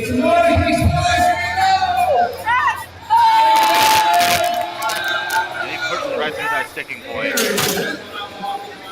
See what the refs say. No lift, unfortunately. That one was in fact up and down motion. Back for another attempt right there. Mark coming out next, 110 kilos on the bar. He did miss. He did Mark, miss. Joe, 1, 2, 3. Mark, going up against It may have been. It was 2 yellow cards, which is kind of a catch-all card. Ooh, he did hit his head a little bit. Hopefully he's okay.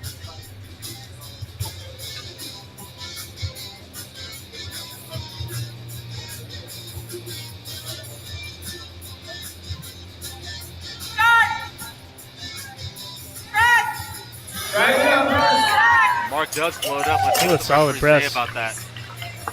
3 white lights. Mark, that is a good lift. We have Ted coming out next with the same weight, 110 kilos. They both missed their openers, and they are both reattempting 110. And let's hope that Ted matches what Mark does and hits the second attempt.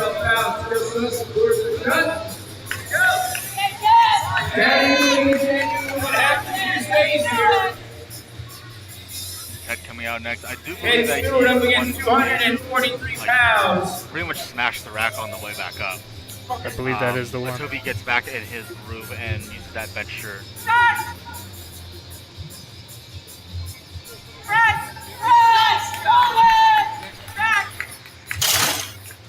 Solid attempt right there from Ted Stewart. Three white lights for Ted. It looks like Mark and Ted both missed their opener and Joe House coming out at 5 for 5 10. Joe House coming out. About to bench another House at 117.5 kilos. Got a 7.5 kilo jump on him. Come on, Joe. Joe has that bench shirt on. Did get a little bit quiet in here.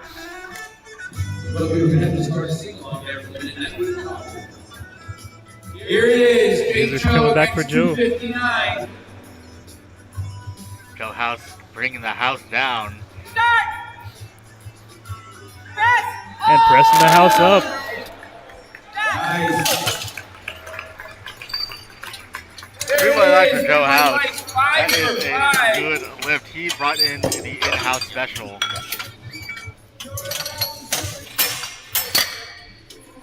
There's Steve Stout coming out next. With 120 kilos on the bar.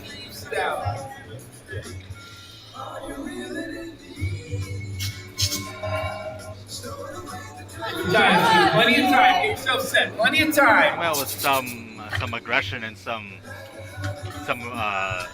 intent. It looks like he's about to attack this bar.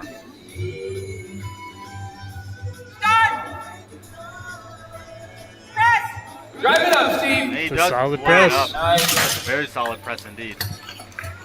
Referees say it is a good lift. 3 wide lights. We have Tom Greenstone coming out next. And this is where the bench press are getting a little bit heavy. The 2 reds are on the bar at least. And yeah. Comes out, throws some weight around. Getting dialed in against 292 pounds. Bars loaded. Bars loaded for Tom Greenstone. I think this is the first time I've seen a single block on a bench before. I believe this is the first time I've seen it too. I've been to quite a few meets at this point.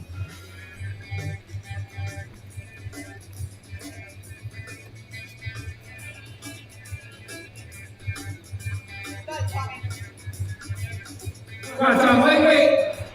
Take your time, get set. Tom is taking his time, but he has an entire minute on the clock. And it does not sound like much when you are on the platform. Stuck right at lockout right there. Looks like his foot came up. He'll miss that lift. His foot did fly off. 2 reds, unfortunately. With Gary Pamplin coming out next, 147.5 kilos.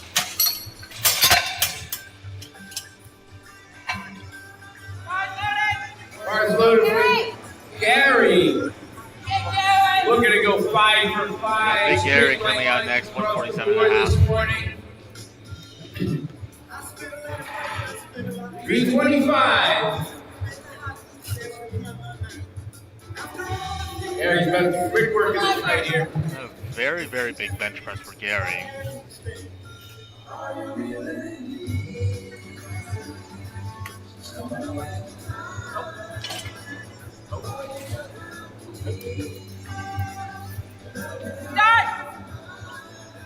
Got a very controlled descent. Yes, he does take his time. Nice. Solid press too. 3 white lights. Yeah, that's a bit Stephen Lockwood coming out next. The big 10 kilo jump from 150 to 160 kilos. Stevens coming out against 353.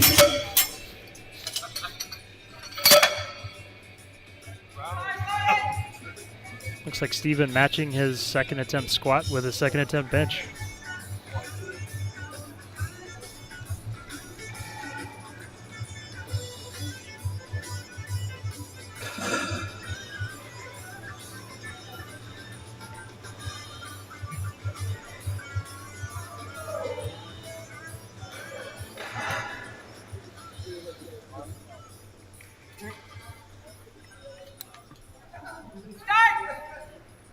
Does bring it down. Let's see where it lands. And it looks like he's gonna land with 3 white lights. There it is. Steven wins against 353.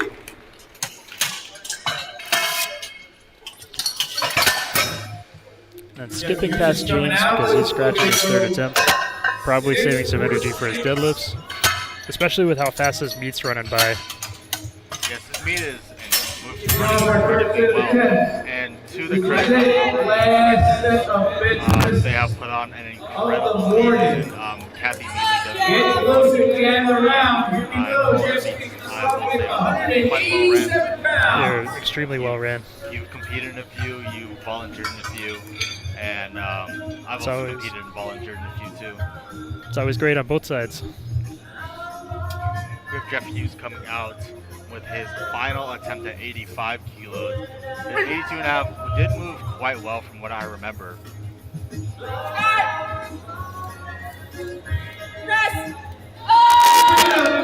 pushes right through that.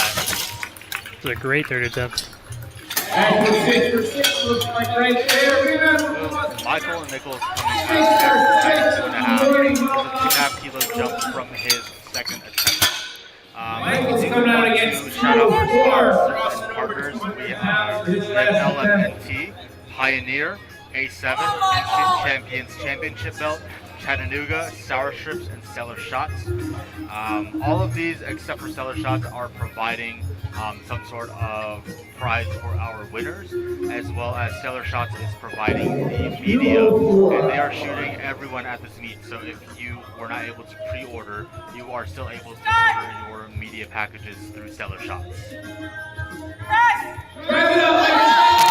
Michael gets to that sticking point. Can he lock that out? Can he lock it? No, it's dipping out. Not quite there. That was a great try for Michael.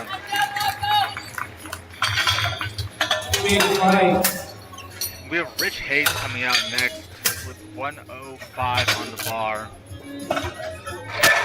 I appreciate the grit of all of these athletes this morning. Now come to the Masters Invitational. Not to leave it all on the platform. You're seeing it this morning. Every one of these lifters. Rich. I do remember his second attempt was a little bit difficult. Leaving it all on the bench right now. Rich is up against 231 pounds.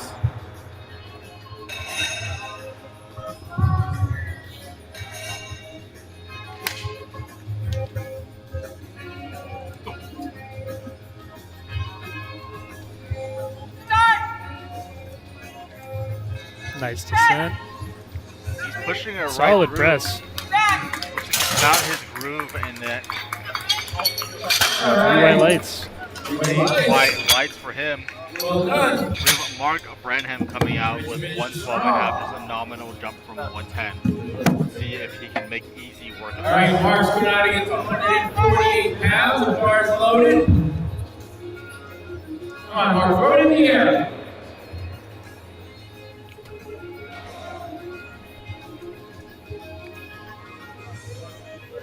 Heads on, yeah, Joe, you're too bad.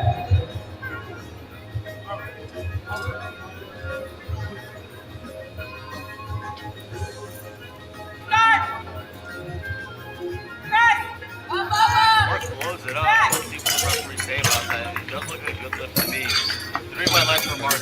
The refs agree. 3 white lights for Mark. We have Stewart coming out with 115 on the bar. Ted Stewart against 250 pounds. He's right along. He's lifters are done. These lifters are done. We'll take our second 10-minute break. Ted Stewart coming out against 253. We do want to give a quick shout out to our spotting and loading crew who live at Christian University. They came all the way from Mississippi to spot and load for us. I want to give a quick shout out to them. They also do spot and load at quite a few meets in the southeast, notably, at least for me, I'm from Georgia. They do a lot of spotting and loading in the state of Georgia, especially for a big state meet. Hits the rack on that 115. Still drives through. Let's see what the referees say about that. They might give him some downward motion. And it does look like they give him downward motion for that, unfortunately. We have Joe House coming out next. His final lift to match with the house. 122 and a half. Let's see if he can bring that in-house special in for that third attempt.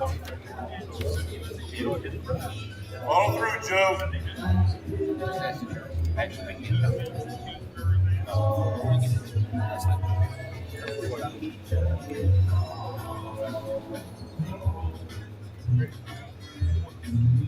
A little blues playing here. I thought it was house. Not house music this time. Solid press. Yeah, very good third attempt. Let's see what the referees say. That is a good lift. Really like it. They don't call him Joe Home. They call him Joe House.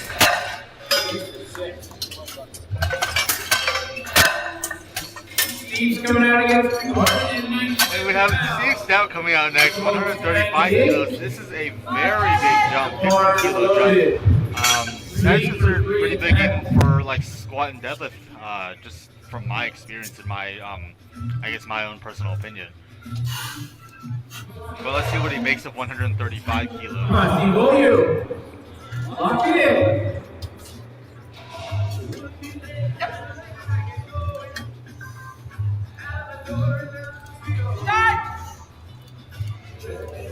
Nice controlled descent. Pushing right through it. Can he get it up? Can he get it up? Unfortunately, not looks quite like there. no. He had that 60 point, just did not get through.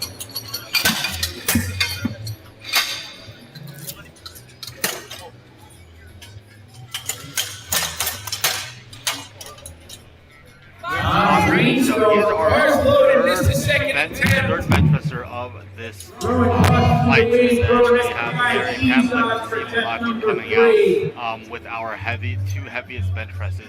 We have Tom Greenstone breaking the 300-pound mark.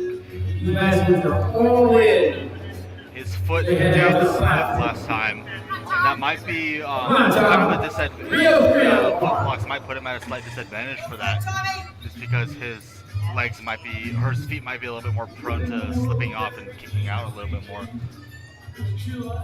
Still opted to take the 5 kilo jump, so let's see how he does on this third attempt.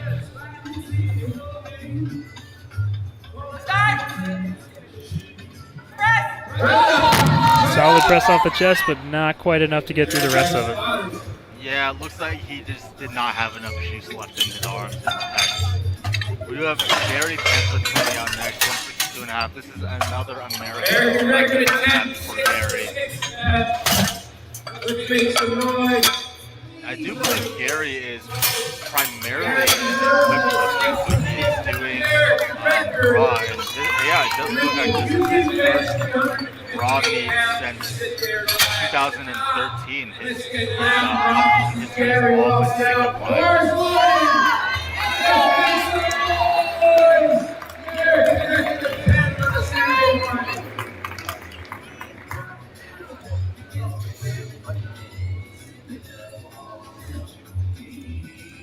All right, when that referee says press, we're going to go crazy. Here we go.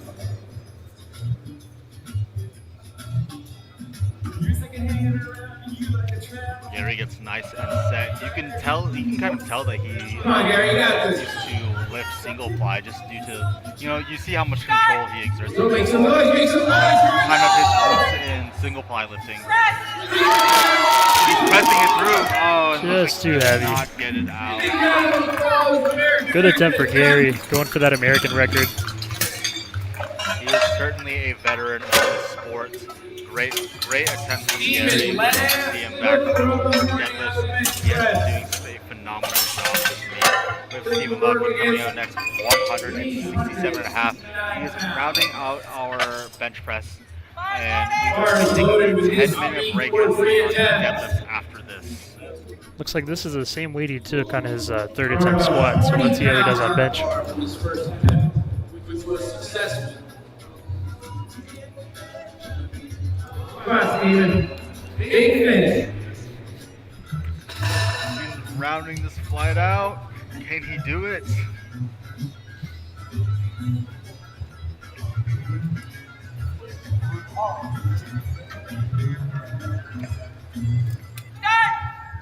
He's bringing it down. Can he blow it up? He's getting it up. He's getting it up. Can he finish it? Is he going to finish it? Just needs to lock it He's out. locking it out. There it is. Oh my goodness. That See was what the quite judges grind. say. Referee say Three whites. That is a good lift. And we are now going to take a 10-minute break. On to deadlifts with Duncan Beckle coming up with 55 kilos. We'll be back in 10 minutes. Please stay tuned. Make the music loud and rip it off the floor. The deadlift competition is coming up in 10.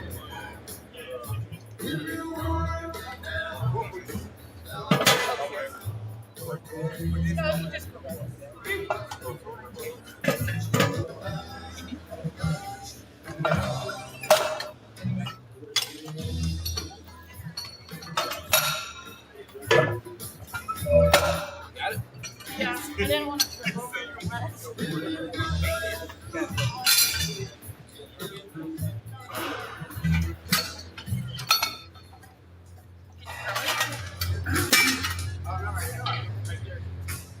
The deadlift is a simple and pure fitness routine. With bars, the deadlifters have 60 seconds to begin. There are no start points, and you can begin whenever you like. The lifter has to stand up with the bar with knees locked, hips at full extension, and their shoulders back. Once they do, they'll get down and can guide the bar back down to the floor. Easy peasy. There are two deadlift styles. In a conventional deadlift, lifters grip the bar outside of their legs. They grip the bar between their legs, stance, sumo. Each of 3 referees can take a red or white light. Lifters need any 2 out of 3 white lights or better for a successful lift. There's a few reasons for a mixed lift. It's a red card if they didn't stand all the way up with their shoulders back, or if they didn't lock their knees. It's a blue card if there was downward movement in the floor with the bar all the way up, or if they support the bar with their thighs to lift the bar up to lock it, sometimes called hitching or ramping. And it's a yellow card if they fall down or seemingly down, or if they release or slam the ball to the floor, or if they lose balance and take a step by accident. Those are the rules of the deadlift.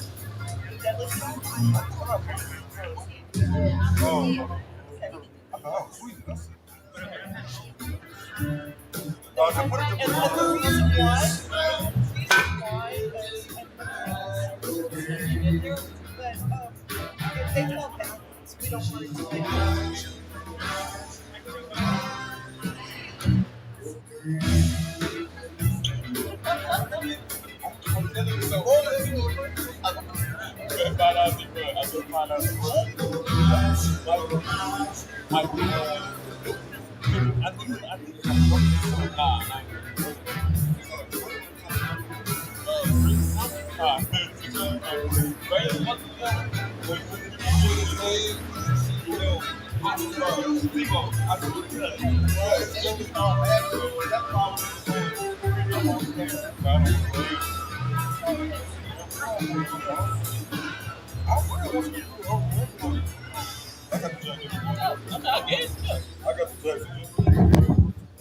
Check, check, check, check. Check, check, check, check.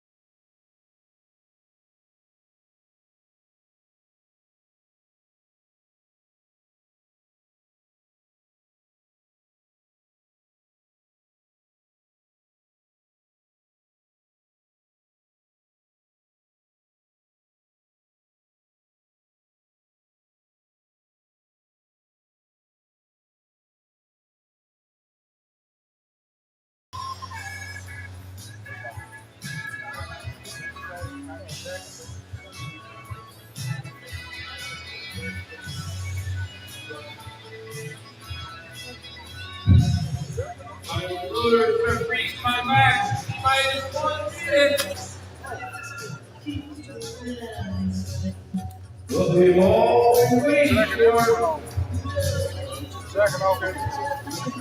I feel it. Guys didn't do that one squat with a wall. Start to slide. I was like, Deadlift now begin in the 2025 Men's National.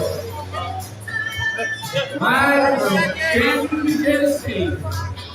City on the river.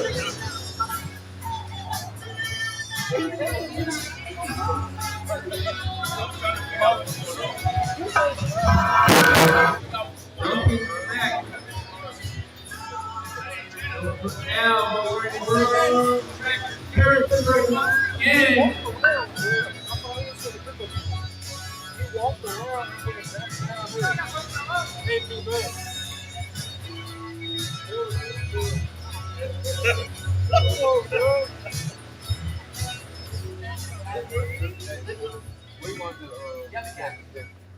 We are ready. This young man, M5, 8 years old. Working his way. Gentlemen, we are back with Duncan back with 45 kilos on the bar. This is the world record attempt for Duncan. For his 7th world record that he could collect it. I mean, he's already collected 6.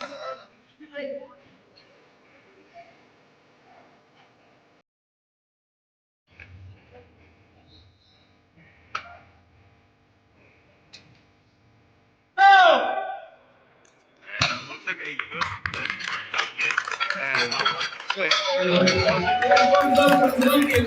World record number 7. might make during the deadlift. So there is one command for the deadlift. It is a down command, which is kind of hard to do. Typically, the deadlifters commonly miss on. The first one would be self-lockout, so your knees, hips, or shoulders can be. All right, we're loaded for Jerry. And that is Only one command right here with these down. Listen from down as it fell straight and lift off the floor. Guys, let's go take a picture. We're going to tell you to put it down for the white lights on the floor. That's how this is the roll for us. Just like that right there. There's up and down motion, as well as there's one more blanking out on it. All right, last The main thing that lifters generally tend to miss on is going to be the lockout, up and down motion, as well as supporting on the thighs. And you'll notice that some lifters, I don't think you've seen any just yet, but you will notice there's thighs. That white powder is not chalk, it is actually baby powder. And one way to remember this is chalk is for grip and powder. We have a world record attempt from Bob Simpkins, 75 kilos on the bar. Go! Let's see what the referees say about that.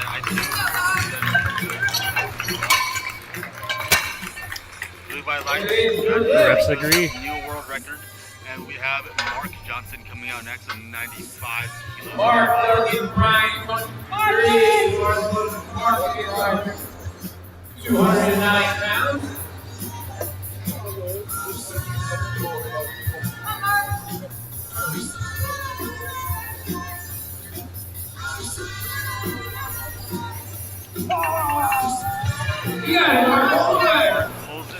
Solid pull from Mark. Looks like he's our first deadlift only of the day. 2 white lights for Mark. He did receive a blue card for deadlift. Bars loaded for Doug. Doug coming up for 105 kilos.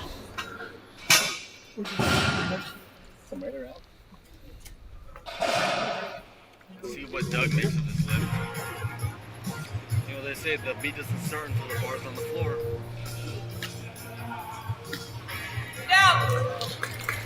Easy lift for Doug. Great white light for Doug. Brian Strew coming out next, 175 kilos, 275 pounds. Bars loaded with 276 pounds.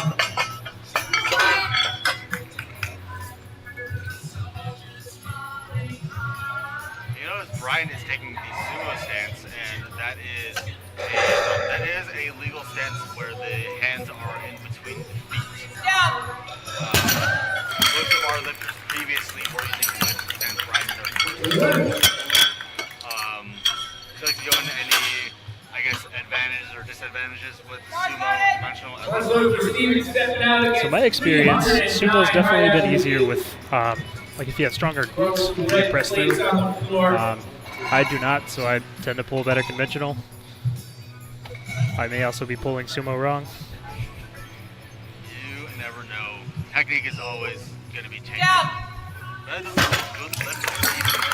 That is going to be 3 white lights for Steven. Another good lift. Good lift for him. Now we are entering 400 plus pounds for Michael. Michael's coming out against 408. Just like that, Michael opening up at 185 kilos. 408 pounds. A solid chunk of weight above the rest of his competitors, too.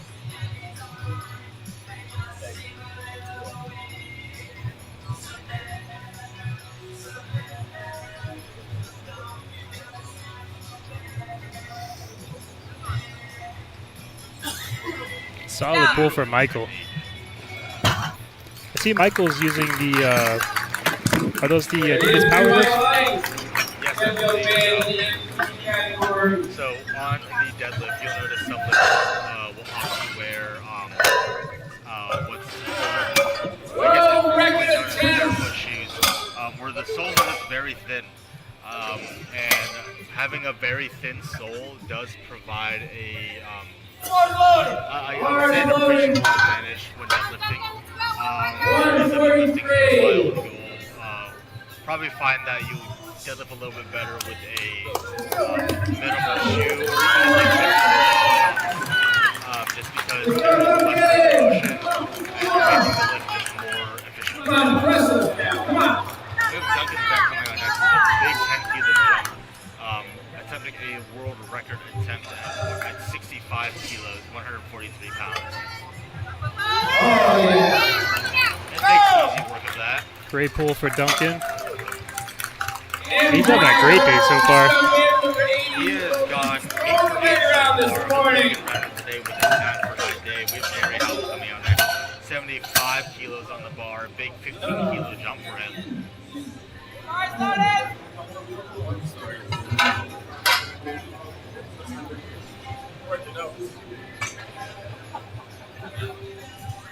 Here we go, Jerry Howell for 31 and 65.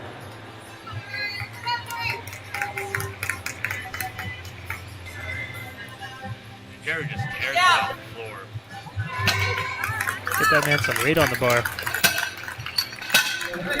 200 deadlift, Jerry. Bob Simpkins coming out next with an 82.5, an 80 kilo. Wait, no, I was looking for that. Eating an 82.5. Bars loaded for Bob against 176 pounds.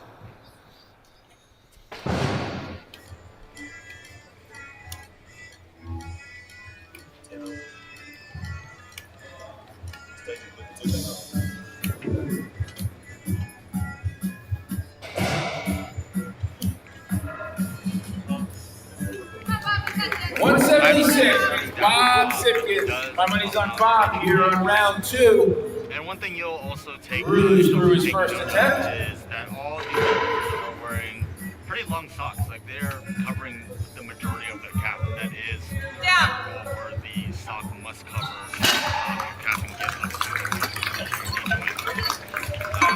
and not required. White lights, there we go.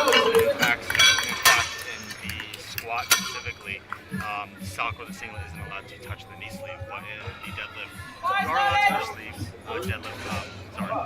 knee sleeves, but it's not as common as you may be thinking. Mark coming out to 100 kilos. He's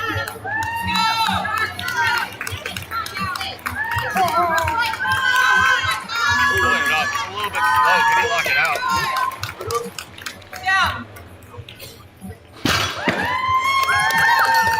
See what the judges say. Three white lights for Mark. And these deadlifts have been a nice change of pace from all the red lights we've been seeing. All right, Doug's coming out against.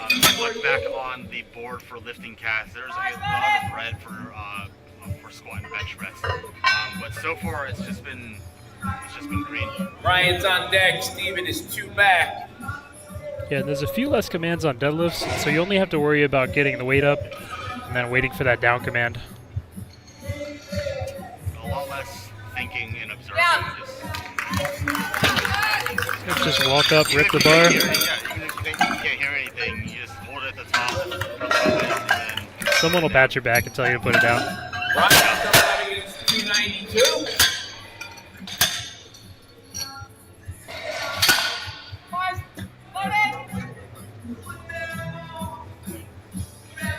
Ryan coming out.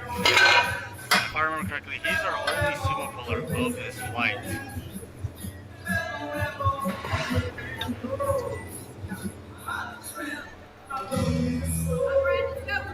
He locks it out easy.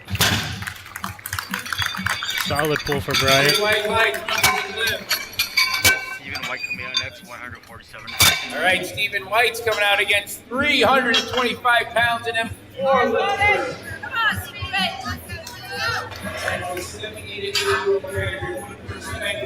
What you're seeing these men do this morning on the platform. A lot of young, strong men right here. Here's another one.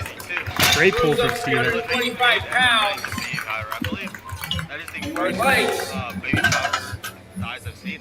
I Believe you're correct. We have Michael coming out at 195 kilos on the bar for him. 430 going on the bar for Michael.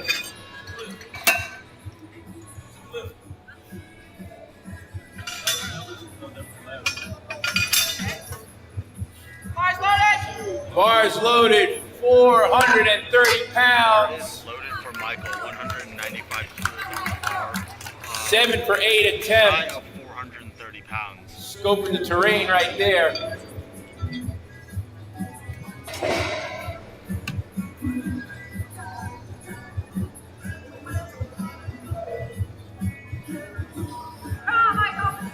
Bring it up, Michael. Bring it up, boy. Lock it out. It up. Looks like he lost a little bit of balance and got forward there, but I think that should be a good lift for him. There it is. That'll be correct. Took a pause, then threw it up. All right, Maestro, let's read the music. Sometimes what happens when you deadlift in field shoes like Michael wears, Last time. the shoe would kind of pitch you forward a little bit. Right. And you At may the end up Masters falling. Invitational 2025 edition in About to do that, you can see him just like shift it a little bit, almost Right before the lockout. managed to cover that very well. Duncan final. I do believe this is another world record. It's just not showing up on the board. Can't hear the music back there, Ninth Maestro. world record today. But he has been doing every single lift. He has a world record. Every single referee on the platform, I believe, Come on, Duncan. Let's go, let's go, Duncan. Let's go, Duncan. Let's go, Duncan.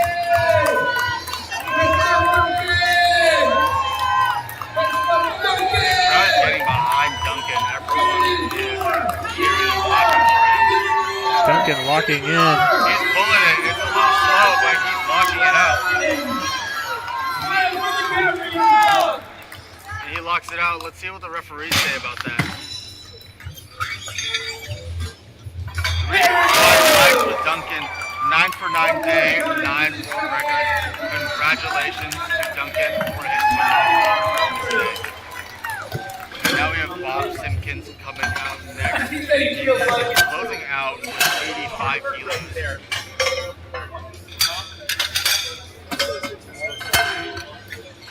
The Atkins number 3 t-shirt is just unbelievable.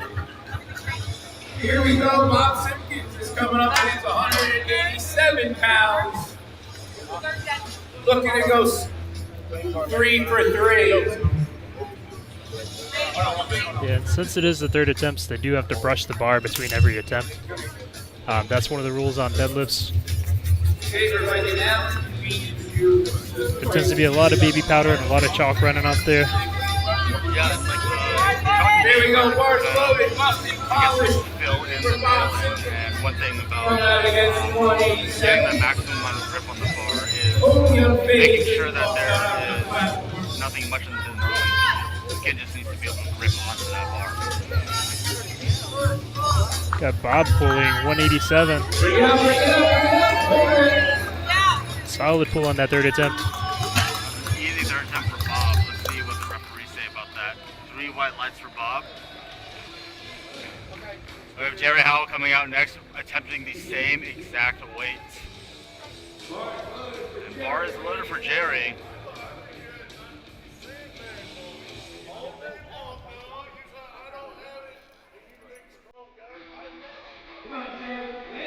And Jerry coming out. Let's see what he makes with this 85 kilos. 10 kilo jump for Jerry. And He he had more in the tank. Great lift from Jerry. 3 white lights for Jerry. Congratulations, Jerry, on the 3 for 3 day. Jerry did unfortunately bomb out on squats, so he will not have a total, but he did perform very well on the deadlifts. We have Mark Johnson coming out next.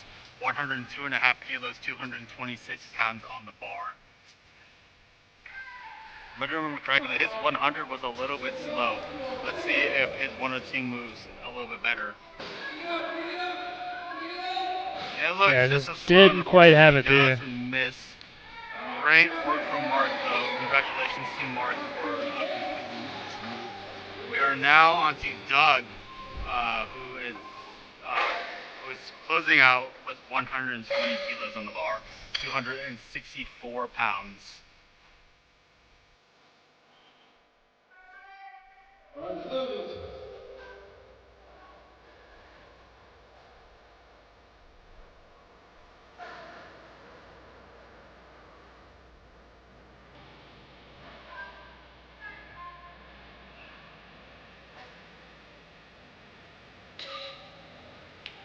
Doug gets a little bit shaky, but Solid lockout. let's see what the referees say. That did look good to me.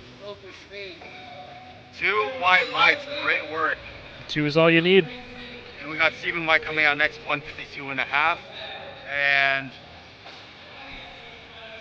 then we'll have Michael Goddard closing out this fight right after Stephen.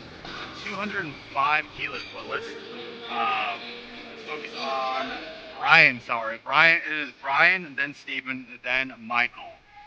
Brian is breaking that 300-pound barrier and entering into the big threes.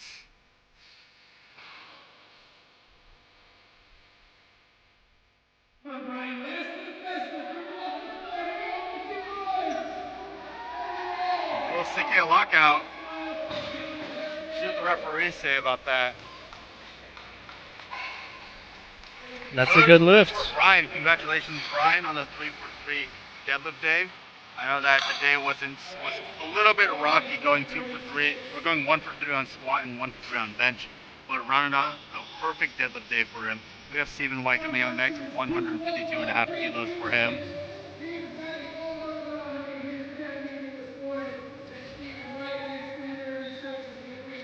And the music is bumping right now. Solid pull from Stephen. With ease. 3 white lights for Stephen. We got Michael coming out next, closing out this flight, and then we'll be entering flight B right after Michael. Right at 452 pounds for Mike.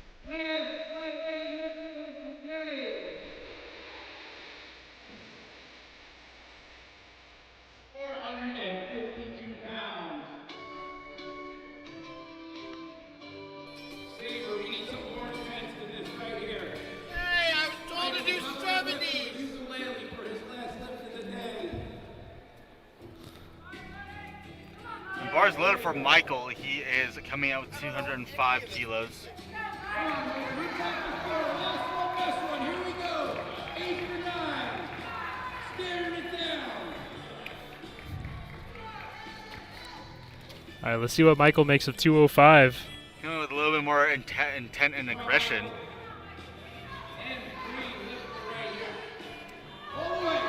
He's pulling. It's a little bit shaky. Can he lock it out? He locks it out. Let's see what the referees say about that. Got that scream at the end. 3 white lights. Congratulations, Michael, for the 3-for-3 deadlift day. Great finish for Michael. He had a phenomenal day, going 8 for 9, only missing his 3rd attempt at bench press.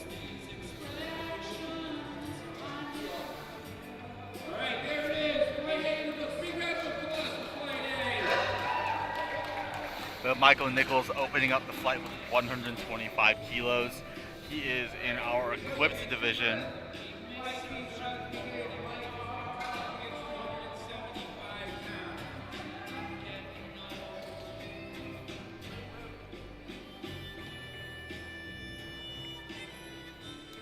Michael walking up to 125. What an absolute giant of a man.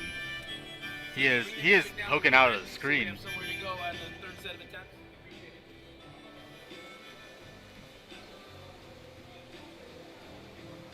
He blows that up. Let's see. Easy work for that 125.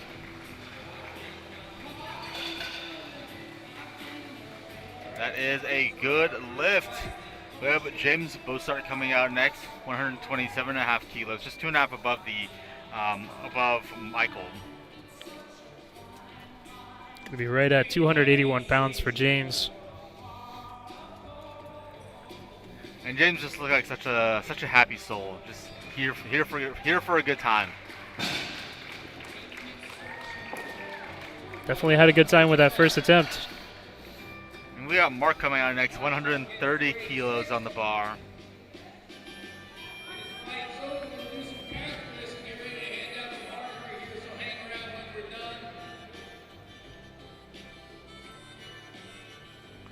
Mark coming out with knee sleeves around his knees and a sumo stance.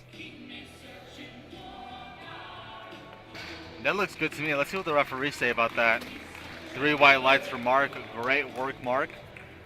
And we have Rich Hayes coming out, 165 on the bar for him.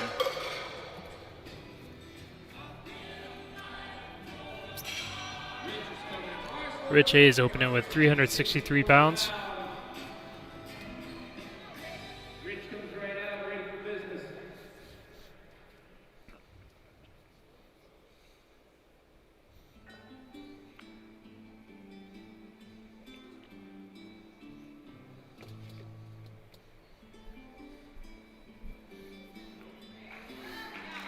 And that looks like a good lift for Rich. 3 white lights for Rich. Congratulations, Rich. We have Jeff Hughes coming out next. 3 white lights, that's what it looks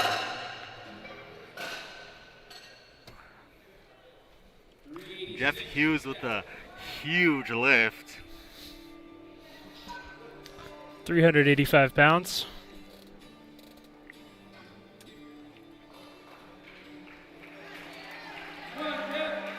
Now Jeff coming back out in the deadlift suit. Or I believe that's a deadlift suit.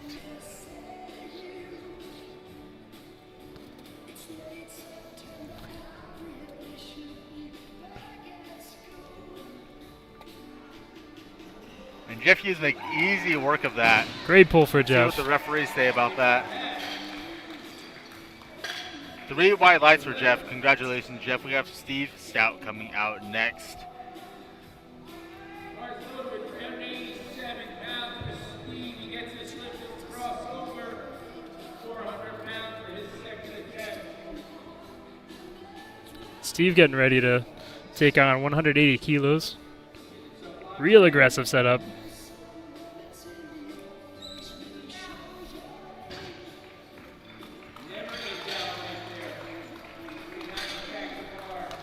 We have Gary coming out with 182.5 kilos. Let's see what he can do with 182.5. We're nearing the 400-pound mark, but not quite there just yet. Or my apologies, we are at the 400-pound mark.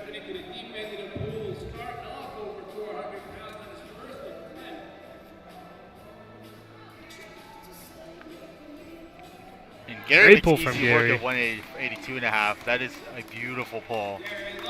Quite a few more sumo pullers on this flight. Yes, I noticed that.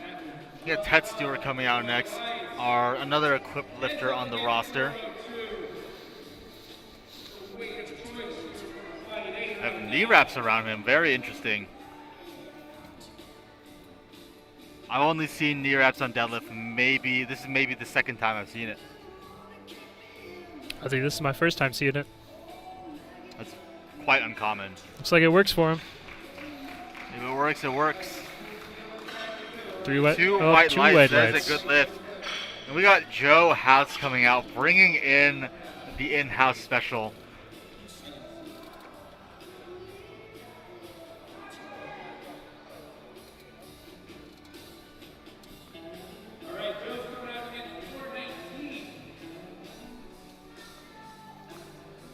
Joe Massive House opening up with 418. 190 on the bar.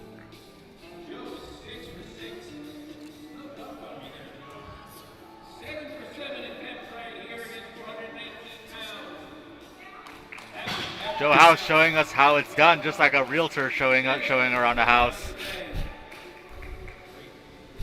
And we got Stephen Lockwood coming out next, 190 kilos on the bar, same as Joe House.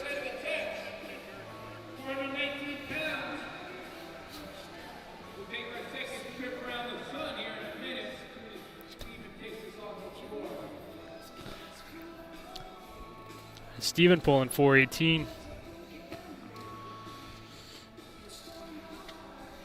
Stephen Lockwood locks this out.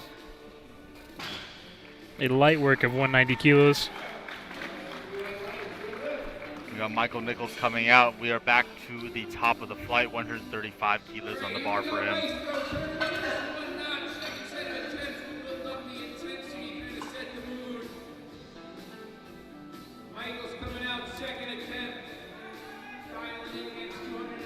Bar is loaded for Michael, 135 kilos on the bar.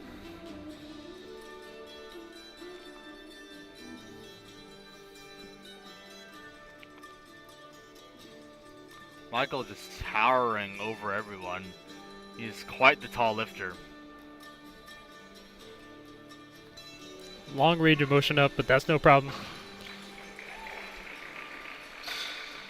2 white lights for Michael.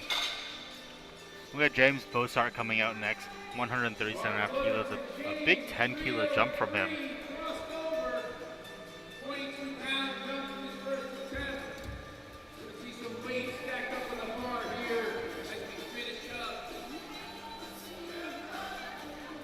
A little grindy, especially on the knee. But that is a good lift from James. 3 white lights for him. I'm wondering what he'll jump up to for his next. I would guess maybe a 5-kilo jump. I'd say a 5-kilo jump would definitely be a good call for James. We have Mark coming out next with a big 20-kilo jump, 130 to 150. That is a 44-pound jump for him. But if anyone can do it, it's Mark.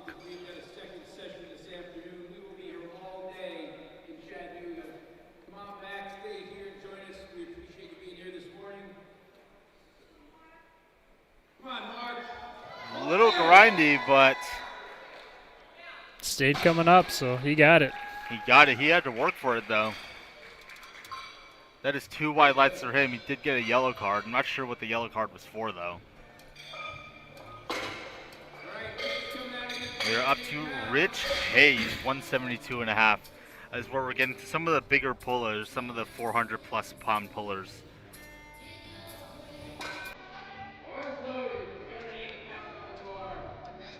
£380 for Rich.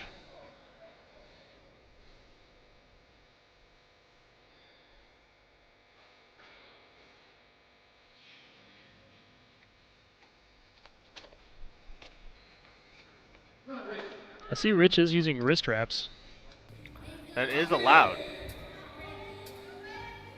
He did move that up quite nicely. Let's see what the referees say about that. 3 white lights.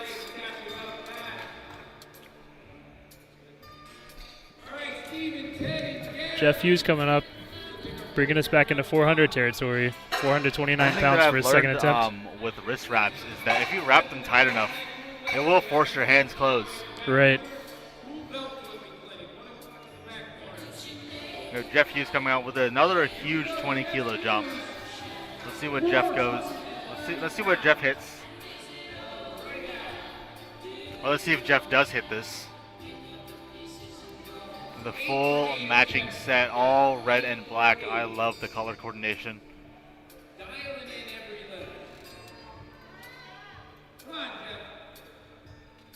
His head just barely poking off screen.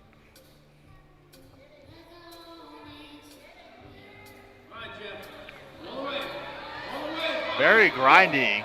Or not very, but I would say still had some work to it.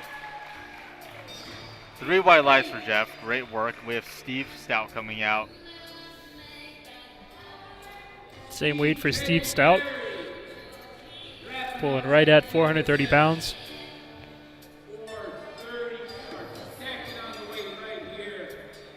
Steve coming out with some aggression in there.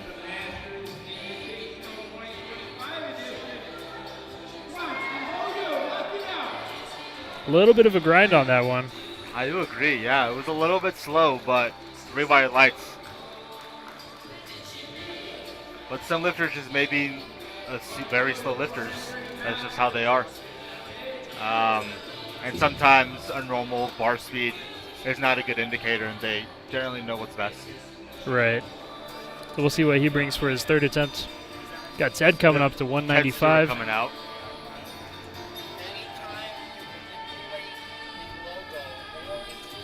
I believe this is your third time seeing knee wraps. What was that? So this must be your third time seeing knee wraps on platform. I've seen a lot. Good work for Ted.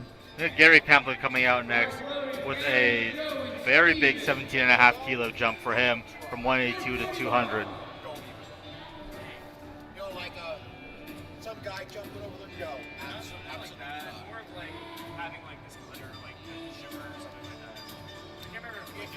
Gary pulling 200. It's 441 pounds. Very, very technical, almost equipped style deadlift. Some massive legs on Gary. Good lift for Gary. We do have an American record attempt for house. He is bringing in the house. Very specific about the dimensions and all that. Like logos that I got from last year, but not approved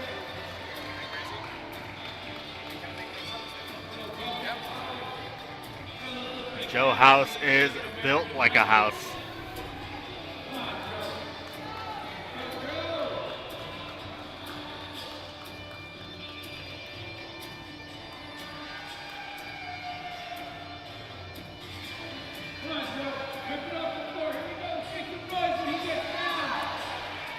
Let's see it, Joe. 203 kilos. Joe House brings it up, and he locks it out with ease. Oh my goodness. He's got more in the tank. Joe House makes the house rules.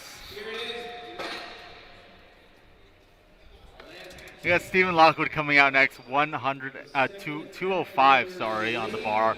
451 pounds, almost 452. Put it back in the front gear. You know how to do it? Right now, it makes no sense. Stay back here. Click. Now click sticker 3. Sticker 4, sticker 2. Just click it. That's it. Steven pulling 205. It seems a little slow pull, but that is a good lift for him. 3 white lights.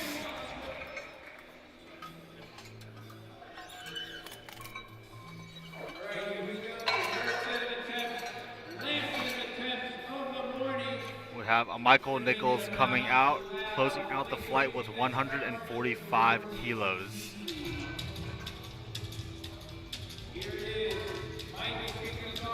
There's some Enter the Sandman playing now. It isn't a powerlifting meet without some metal and some classic rock. Sure, we'll be hearing plenty of it today.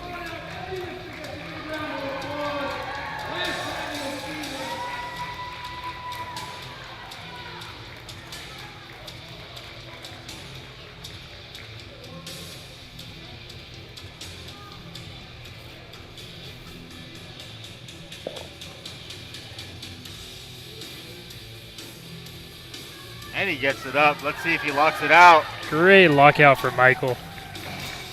Nice pop at the top. I do remember Michael was having not a great meet at the beginning. Only hitting 1 squat and 1 bench press, but he rounded the day with he hit 3 deadlift attempts. My apologies. James walking up to 145 to finish his day out. Right at 319 pounds. Just too heavy. Unfortunately, a little bit too heavy for James. I do agree. When we have Mark coming out next with 160 kilos, 352 pounds on the bar.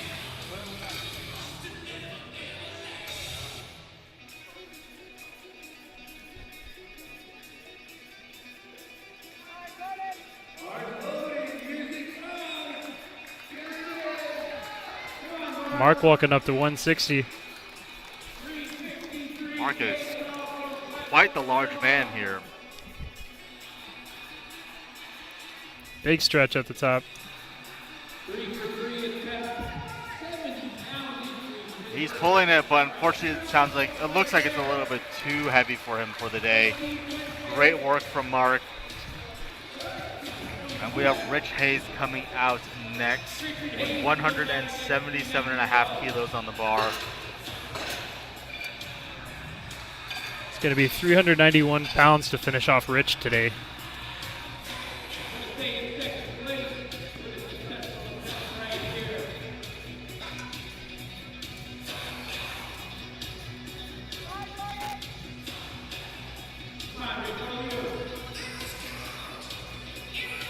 Rich coming out, 177.5, a little bit more intention and aggression.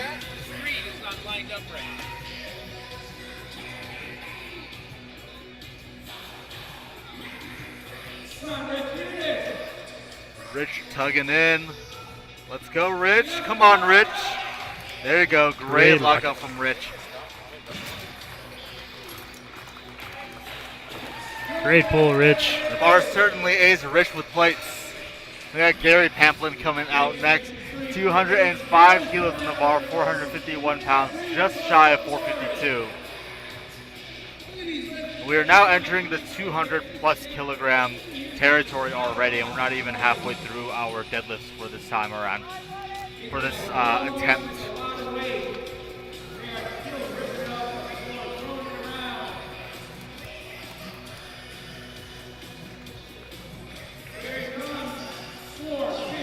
Last sumo pull for Gary, 452 pounds. Pulling mixed grip too. He's pulling it up, a little shaky, but he locks it out. As long as it didn't go down. Referees say 3 white lights. Congratulations, Gary, for a phenomenal day for Gary. Gary went 8 for 9, only missing his 3rd attempt at bench press, but now we are on to Steve Stout, attempting the same weight at 205 kilos, 452 pounds. Big aggression from Steve. Coming out looking like a boxer. He's pulling it. He's pulling it. Oh, yeah. Locking it out. Let's see what referees say. And it's 2 good. white lights. That is a good lift. You only need 2 white lights to pass a lift. Now we're on to Ted Stewart, who is also doing 205 pounds. This is the 3rd 205 pull we've seen in a row.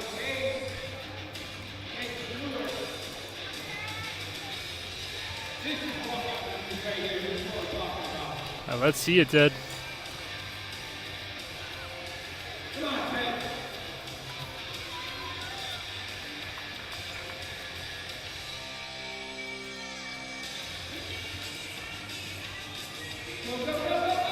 Ted pulling, gets the lockout, Great pull. Will he get it? It looks like a good lift to me. 3 white lights for Good Ted. lift. Congratulations, Ted. We have Jeff Hughes coming out next, 208 kilos. This is an American record attempt. Huge jump for Jeff. Jeff Hughes with a huge lift. This is 458.6 pounds on the bar for Jeff. This is a huge lift. Let's see it, Jeff.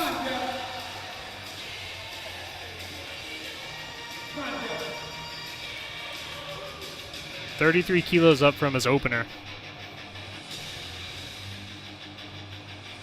That's quite the big jump from his opener. He's pulling a big tug, and unfortunately it was just a little bit too heavy on the day. Congratulations, Jeff. There's a big attempt from him. We have Joe House coming out next with another American record attempt. He is bringing the house in. Welcome to Joe House's housewarming.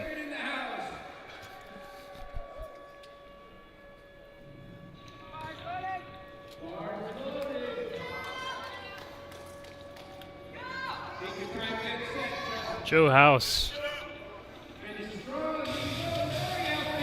Joe House is built like a brick house. Getting set up. Incredibly strong foundation, 210 kilos in Brick American by brick. record attempt.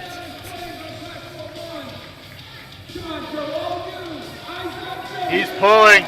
He gets it up above the knees. He locks it out. That was very fast. It looks like he had a lot more in the tank. 3 white lights. I would say he has another 5, maybe 7.5 kilos left in him. Most definitely.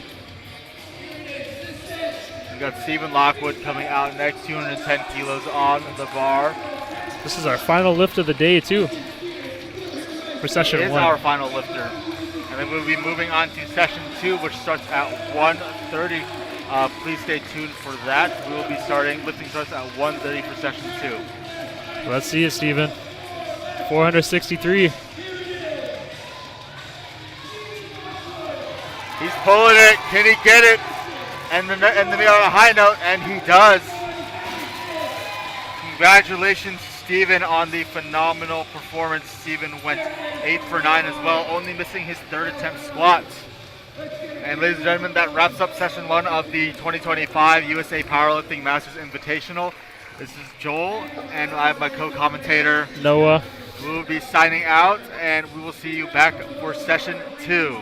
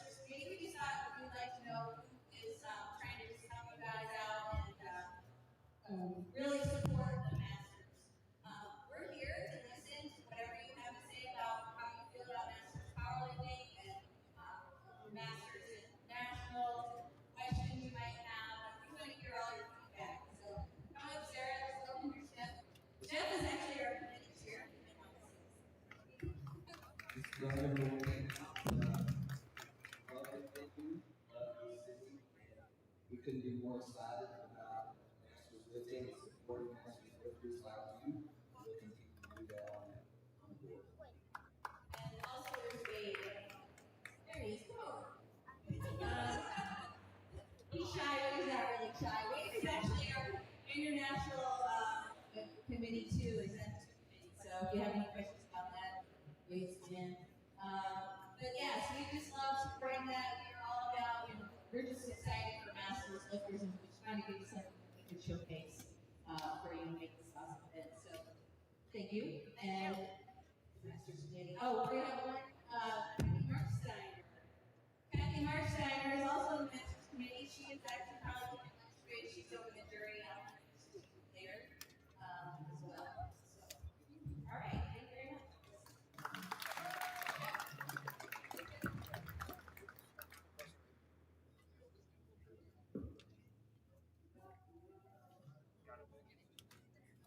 All right, we're ready to start our movement.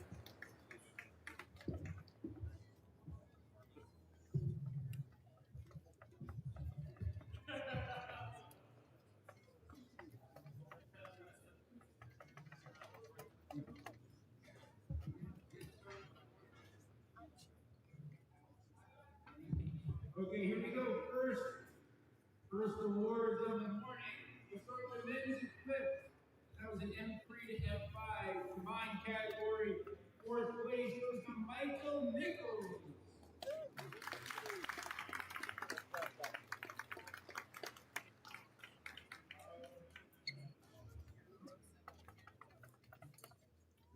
Jeff.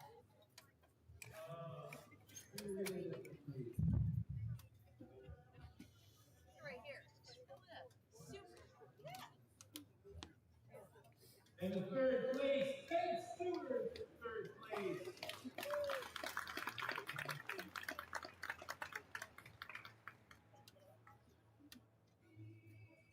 We have some Grateful Dead here in the background. What is this category? Right? Is it equipped? Equipped? What is the category? Equipped. Masters 3. Men's equipped, M3 to M5. Ted Stewart, bronze medalist coming up. Jeff Hughes, you can start making your way to the platform. He's our silver medalist.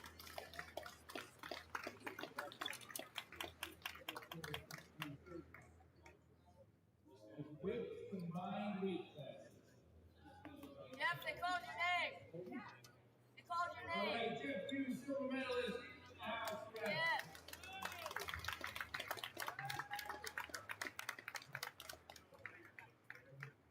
Go ahead, stay up there.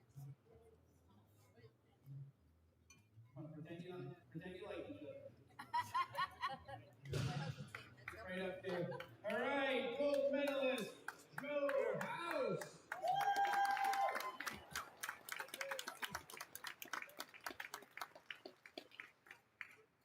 I think I can trust those kids very.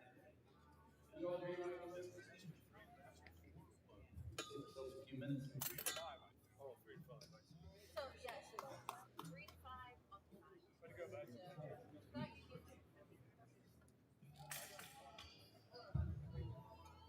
Here's a big round of applause. And to that 5 victories. I got a picture here. One more picture. We go 3, 2, 1. And we're done. Thank you, gentlemen. All right, men's equipped M5 push pull. Bob Simpkins takes home the gold. Bob, first place.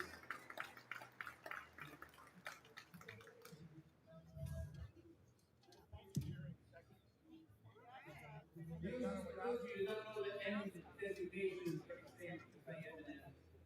M3, 60 and over, M4, 70 and over, M5, 80 and over. The average age is over, not actually under 70. That's right, that's the 5 lifter right there. That's what he's supposed to do on Saturday morning. And raw lifting. Don't think that we get one award, because there could be more. There's a lot of hardware on the table. We've got best lifter awards this morning also. In the 60 key category, Doug Hurst is in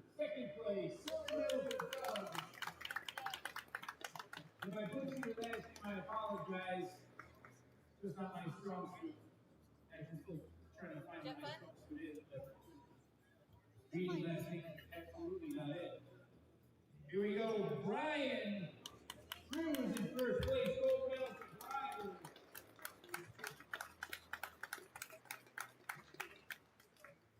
Great competition, these two men this morning.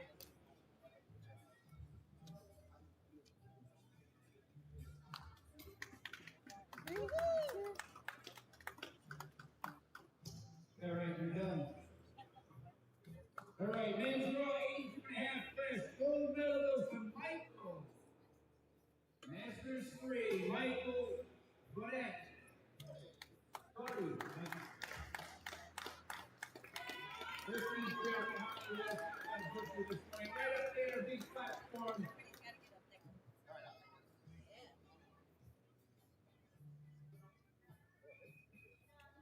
Big round of applause for you. Okay, July over there. Get some good shots. Here we go, men's raw N390 T class. Silver medal goes to Rich Hayes.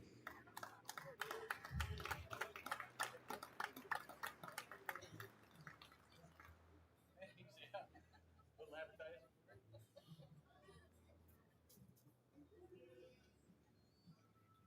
Gold medalist Steve Scout.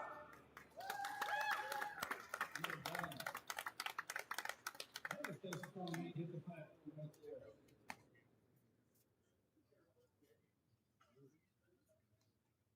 All right, big round of applause for N390 T class right there. All right, men's raw N310 T class. Gold medal goes to Gary Pamplin. There he is.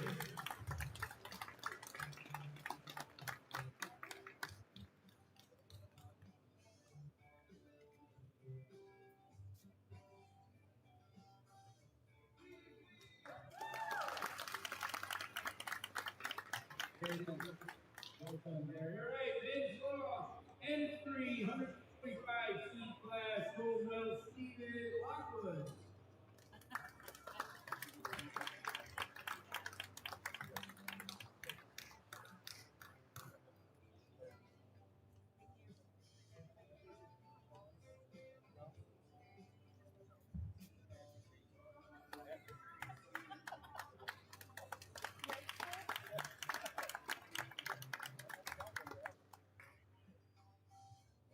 Thank you, Stephen. All right, here we go. Big round of applause for our N3 lifters right there.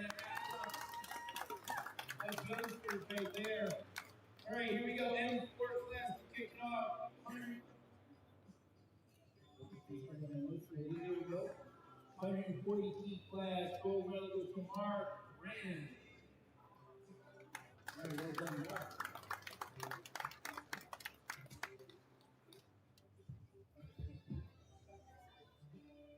Thanks for joining that team. I know they appreciate it.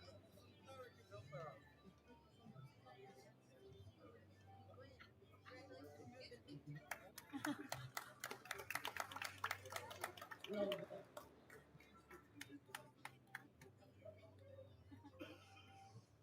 Men's M5. 67.5 T class. Let me introduce for the first time today, Duncan Beck, world record holder.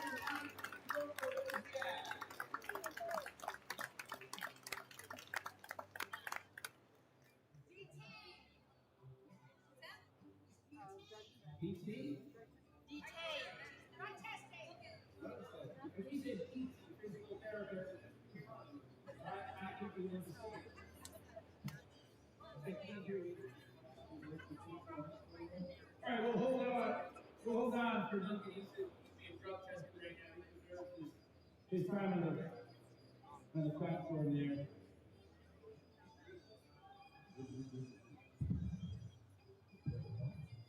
All right, deadlift competition, all weight classes, gold medal, Gary Pamplin.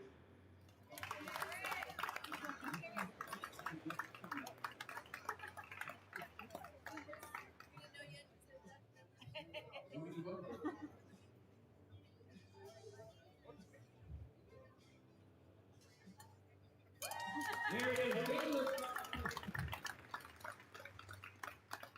What happens when you register 2 months early? All right, men's raw, all classes, entry and by base only, palm greenstones. Comes up to a lot of Georgia. I'm been awesome shirt on.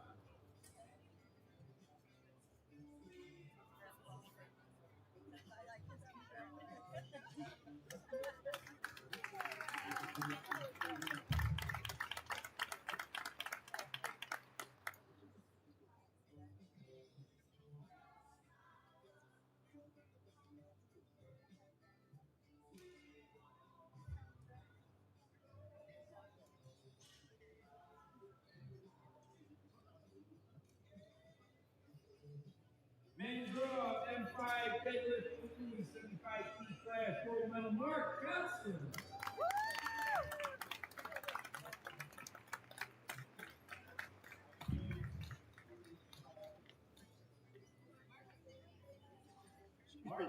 Mark is an M5 lifter. 80 years young, right there. In the deadlift only category, M5, 75 key class.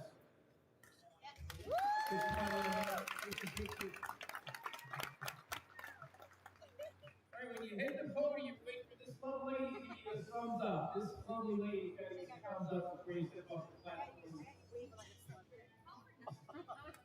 I don't know. Welcome back. Are you still out there? Come on up, young fellas. You said you're 80, not 87.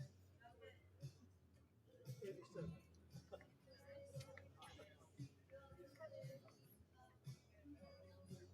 There we go. Okay, just me. I want to get it wrong. Here we go. M5, 67 and a half class, and world record holders, 8 times, 9 times over the 20. Get up there. Let's figure out the ball back.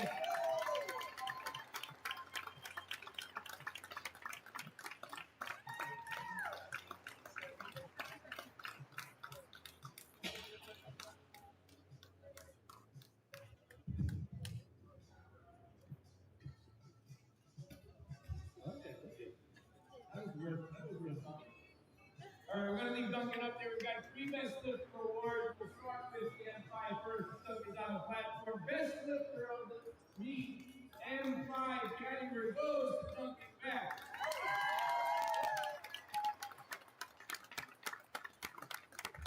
In the best lifter today, you got the A7 stuff, you got some nutrition, you got sour strips.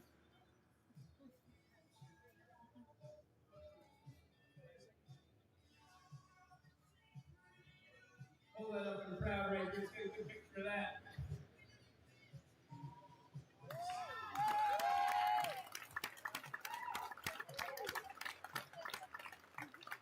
And then still was the curve right there.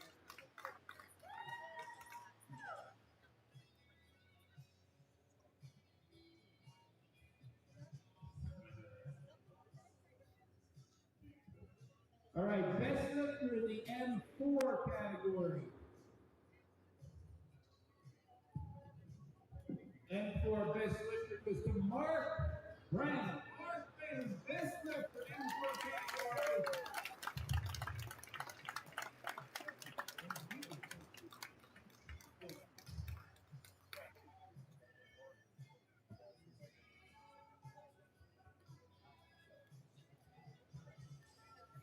Well, this is super fancy.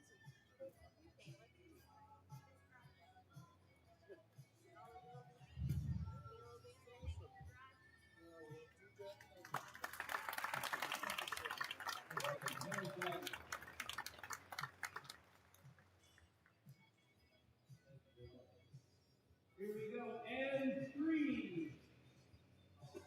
60 to 69, best lifter goes to Gary Pamplin.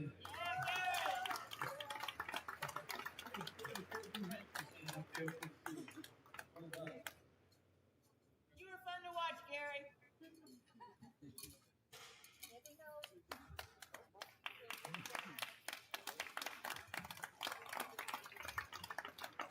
Deadlifter in M3 class.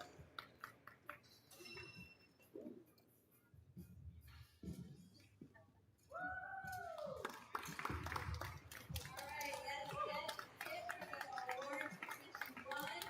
We do have a fun team competition, so at the end of the day, we'll announce the team winners are, and those are special awards for the team over there at the end. I just want to say thank you to Saber. Saber is the Virginia chair, and Saber is what provided us with this awesome backdrop that you see here and all the rental equipment. We have Stellar Shots providing your video packages and photo packages, and they're going to be awesome. I can tell you that right now. And of course, you all are grateful for volunteers for team operating. Thank you very much for coming. You can stick around for session 2, which is the Masters 140 to 49, and Masters 250 to 50. They're up next for the men. That starts at 1:30. Lifting starts at 1:30. All the ladies go tomorrow. Okay?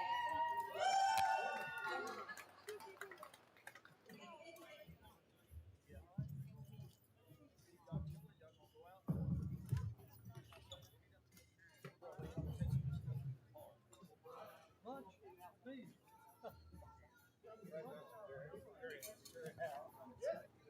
We'll wait and see what happens. All right. Thank you for coming. We're going to be looking for this afternoon. Yeah. I'm always going. Okay.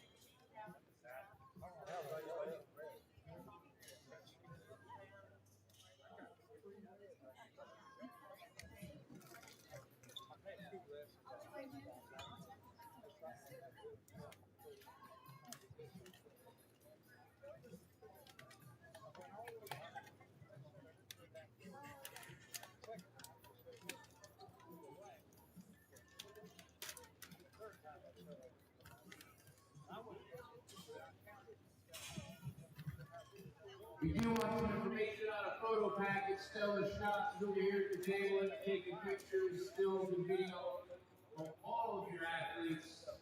Make sure you check out the table there. Yeah, it starts at 1. What do you want to do?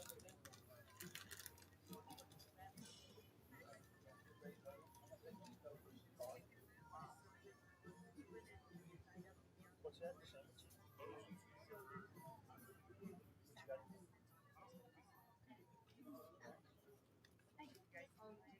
Okay.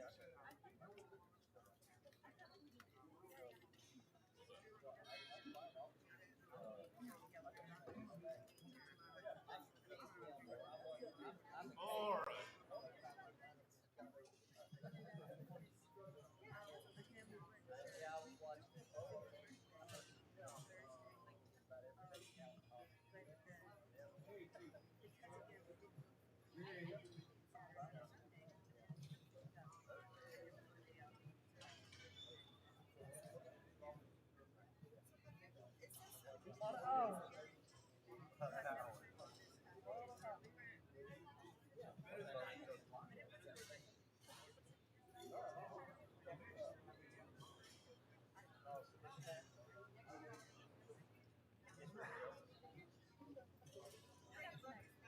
Yeah, I always this was very fast. I really didn't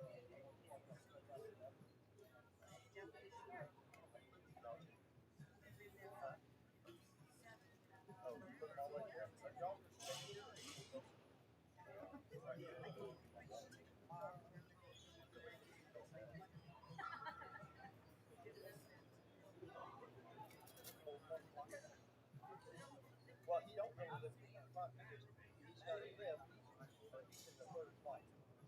So it's got to be a flight run, like 2 or 3.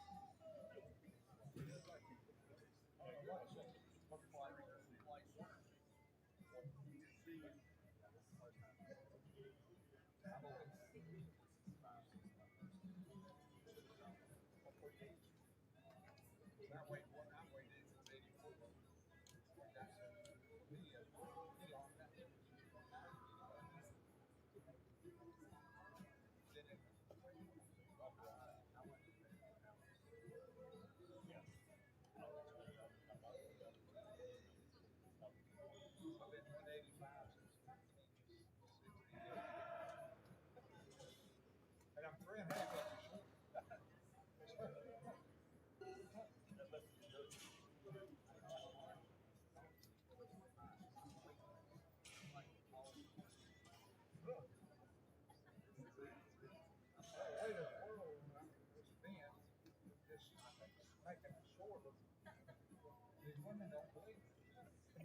try to tell my wife that, and she just shakes her head. I'm gonna get my supplement back here. All right, I'm gonna put mine Good up. luck to you guys. I'll send you a text. All right, go to my grandson, no great grandson, ball game. Uh-oh. We've been married 55 years. We got 4 grandkids, 2 great. Better wear this so that when we're back in. All right, Rob. Glad you did all that. He's a monster, ain't he? All right.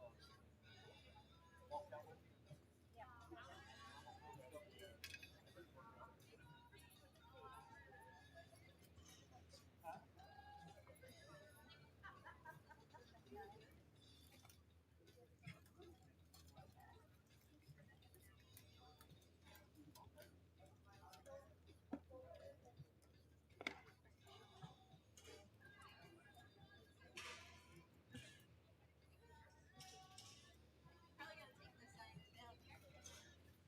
I'll stand on number 1. They're giving it to you. Tomorrow when you're ready, you get it. The signs are okay. Tomorrow when you're ready, that picture will mean a lot more. Oh no, I didn't think about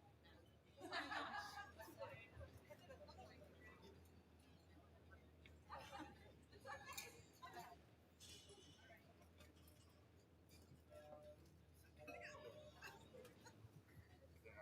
Diane, let's get you alone once, just so I have yours. You like our work? That too, that works. Anything like that. Good.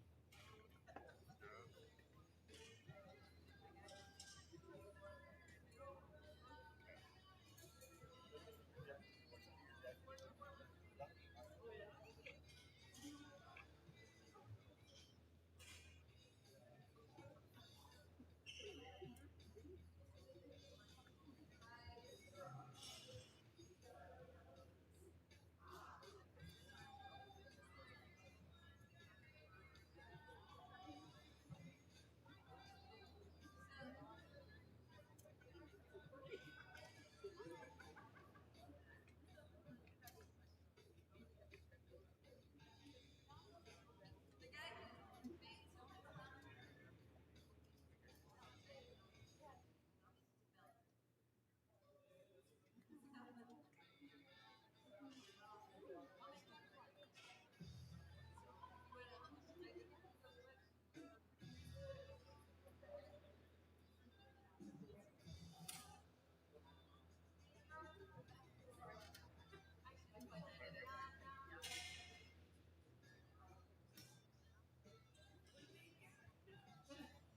You see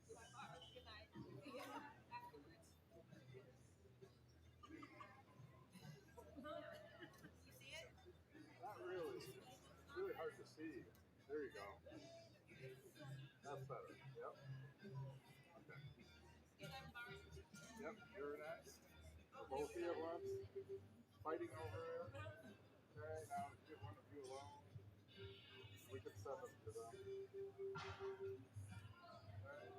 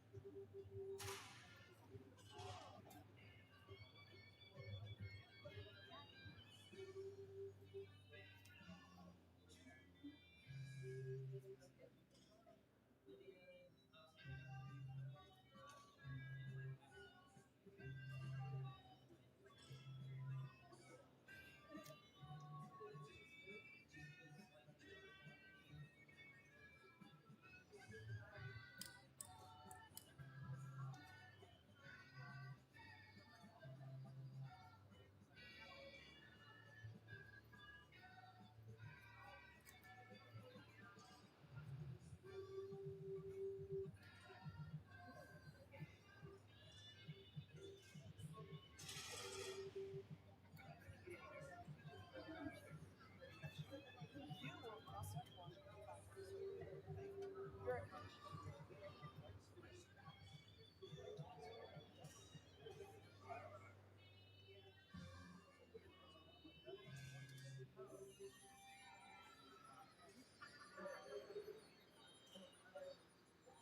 Do you video your squats? That's the first thing I would suggest. A picture is worth 1,000 words. And what you think your body is doing may not be reflected in what the video is actually showing you. So there's two parts, there's 2 points that we referees are watching. One is the top of the knee right here, and the other is the crease of the thigh right here. This has to go below there. Okay, so right about here is not deep enough, right? It's got to be up a little bit. So you want to position a cell phone or camera or something over the side where you can see these 2 points. Evaluate yourself. Because some of the things that happens is people tend to, what they'll do is they'll unlock the hips and then they'll keep the hips high. The bar is going down. I mean, it's an amazing clam squat. It's fantastic. The bar has moved forever. But what are we watching? We're watching the hips and your knees. The hips going below the top of the knee. If the knees are shooting forward, the hips have to go below farther and farther. So the more upright you keep those shins. What I have to do is I have to have a biceps with my toes out in order to push the knees out so that I can get that.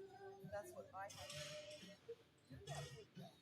And that will give you good feedback for you for your squat stuff. So I need to change my hand position for upper. I need a high bar position, like a low bar. I need more really top, a lot of different movement. So I have to change the position of the bar on my shoulders. It's in versus out. The other thing is watch your elbows. So the bar is here, and the bar is here. Wherever your elbow is, it's going to push the bar in the opposite direction. So if your elbow is up, guess which way the bar is going? Forward, over your head. It's hard to control it. Drop your elbows and hold the bar fast in. So that now the bar is sitting here. Where's the bar? It's over your elbows, pushing it up to the ceiling with your whole body. So because there were so many, I don't remember exactly what, how your form was, but that's one of the things that I noticed. There's a lot of people that have had their elbows up because of shoulder mobility.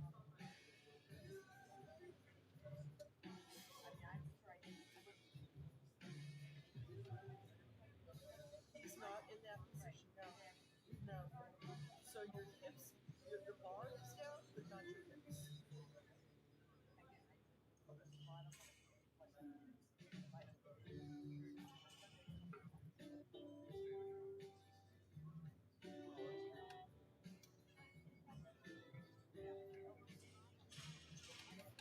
Well, they're down, but it looks like the bar's trying to roll back. The more it tries to roll back, where you move forward, you keep the bar body moving. So there's 2 aspects to this. You've got the bar, which is the weight. Then you've got your center of balance, which is your feet. And then your center, and that's your center of gravity. The center of balance is your knees versus your hips over the bar. And there we go. Okay? All right.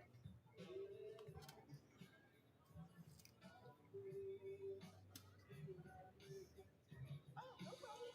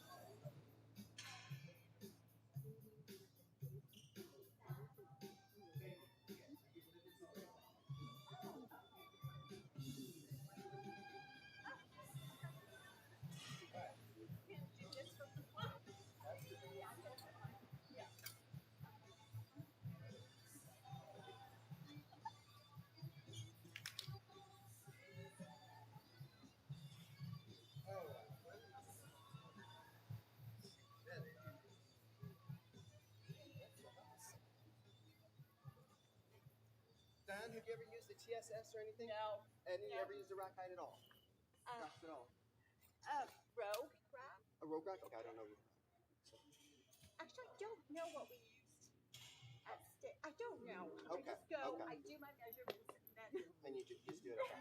All right. Because a Benton, this isn't much different than a TSS. I don't even know what we have at our gym. We go to a nice gym, but I just, you know what? I just get on there and I just do it.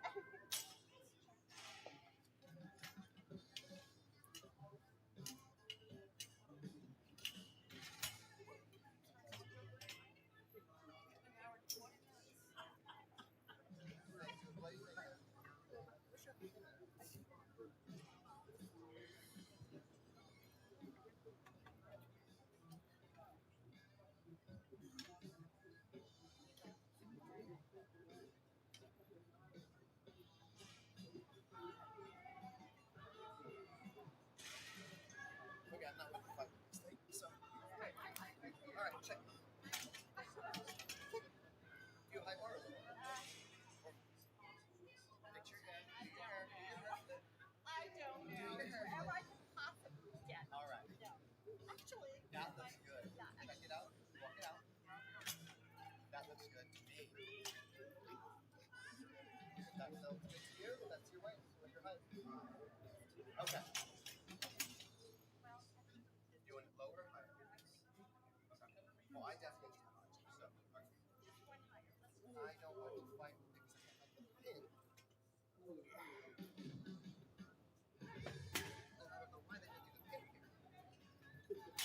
I think they should have let the pin. That's what I don't know.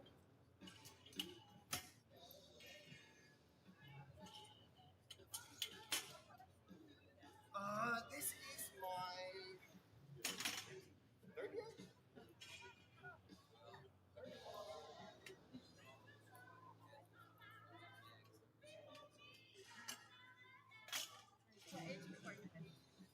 I'm math one. You could have told me. How's that? Is that better? You like the 11? Okay.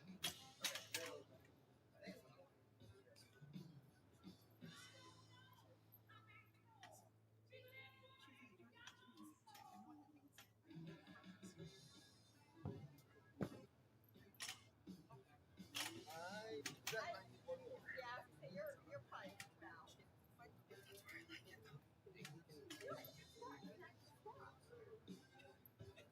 They put back on the rack. I say rack before that. They literally push it in. Oh yeah, I know. Yeah, I don't follow the rack commands. I wait for them to push me.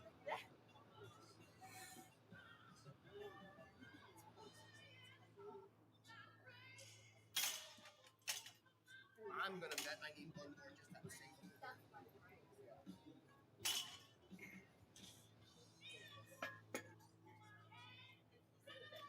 Yes. Okay. This is the first time where my family is not.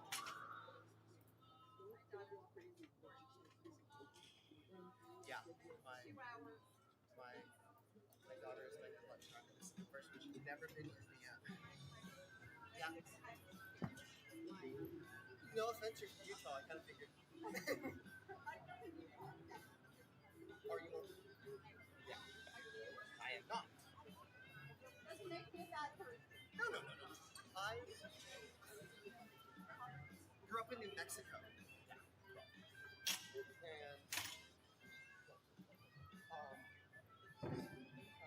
close friends who are more than that. Okay. And sometimes Jeff, I'm like, why? Like, how dare your family one day? How dare Right. No. There are things that are like, I question it.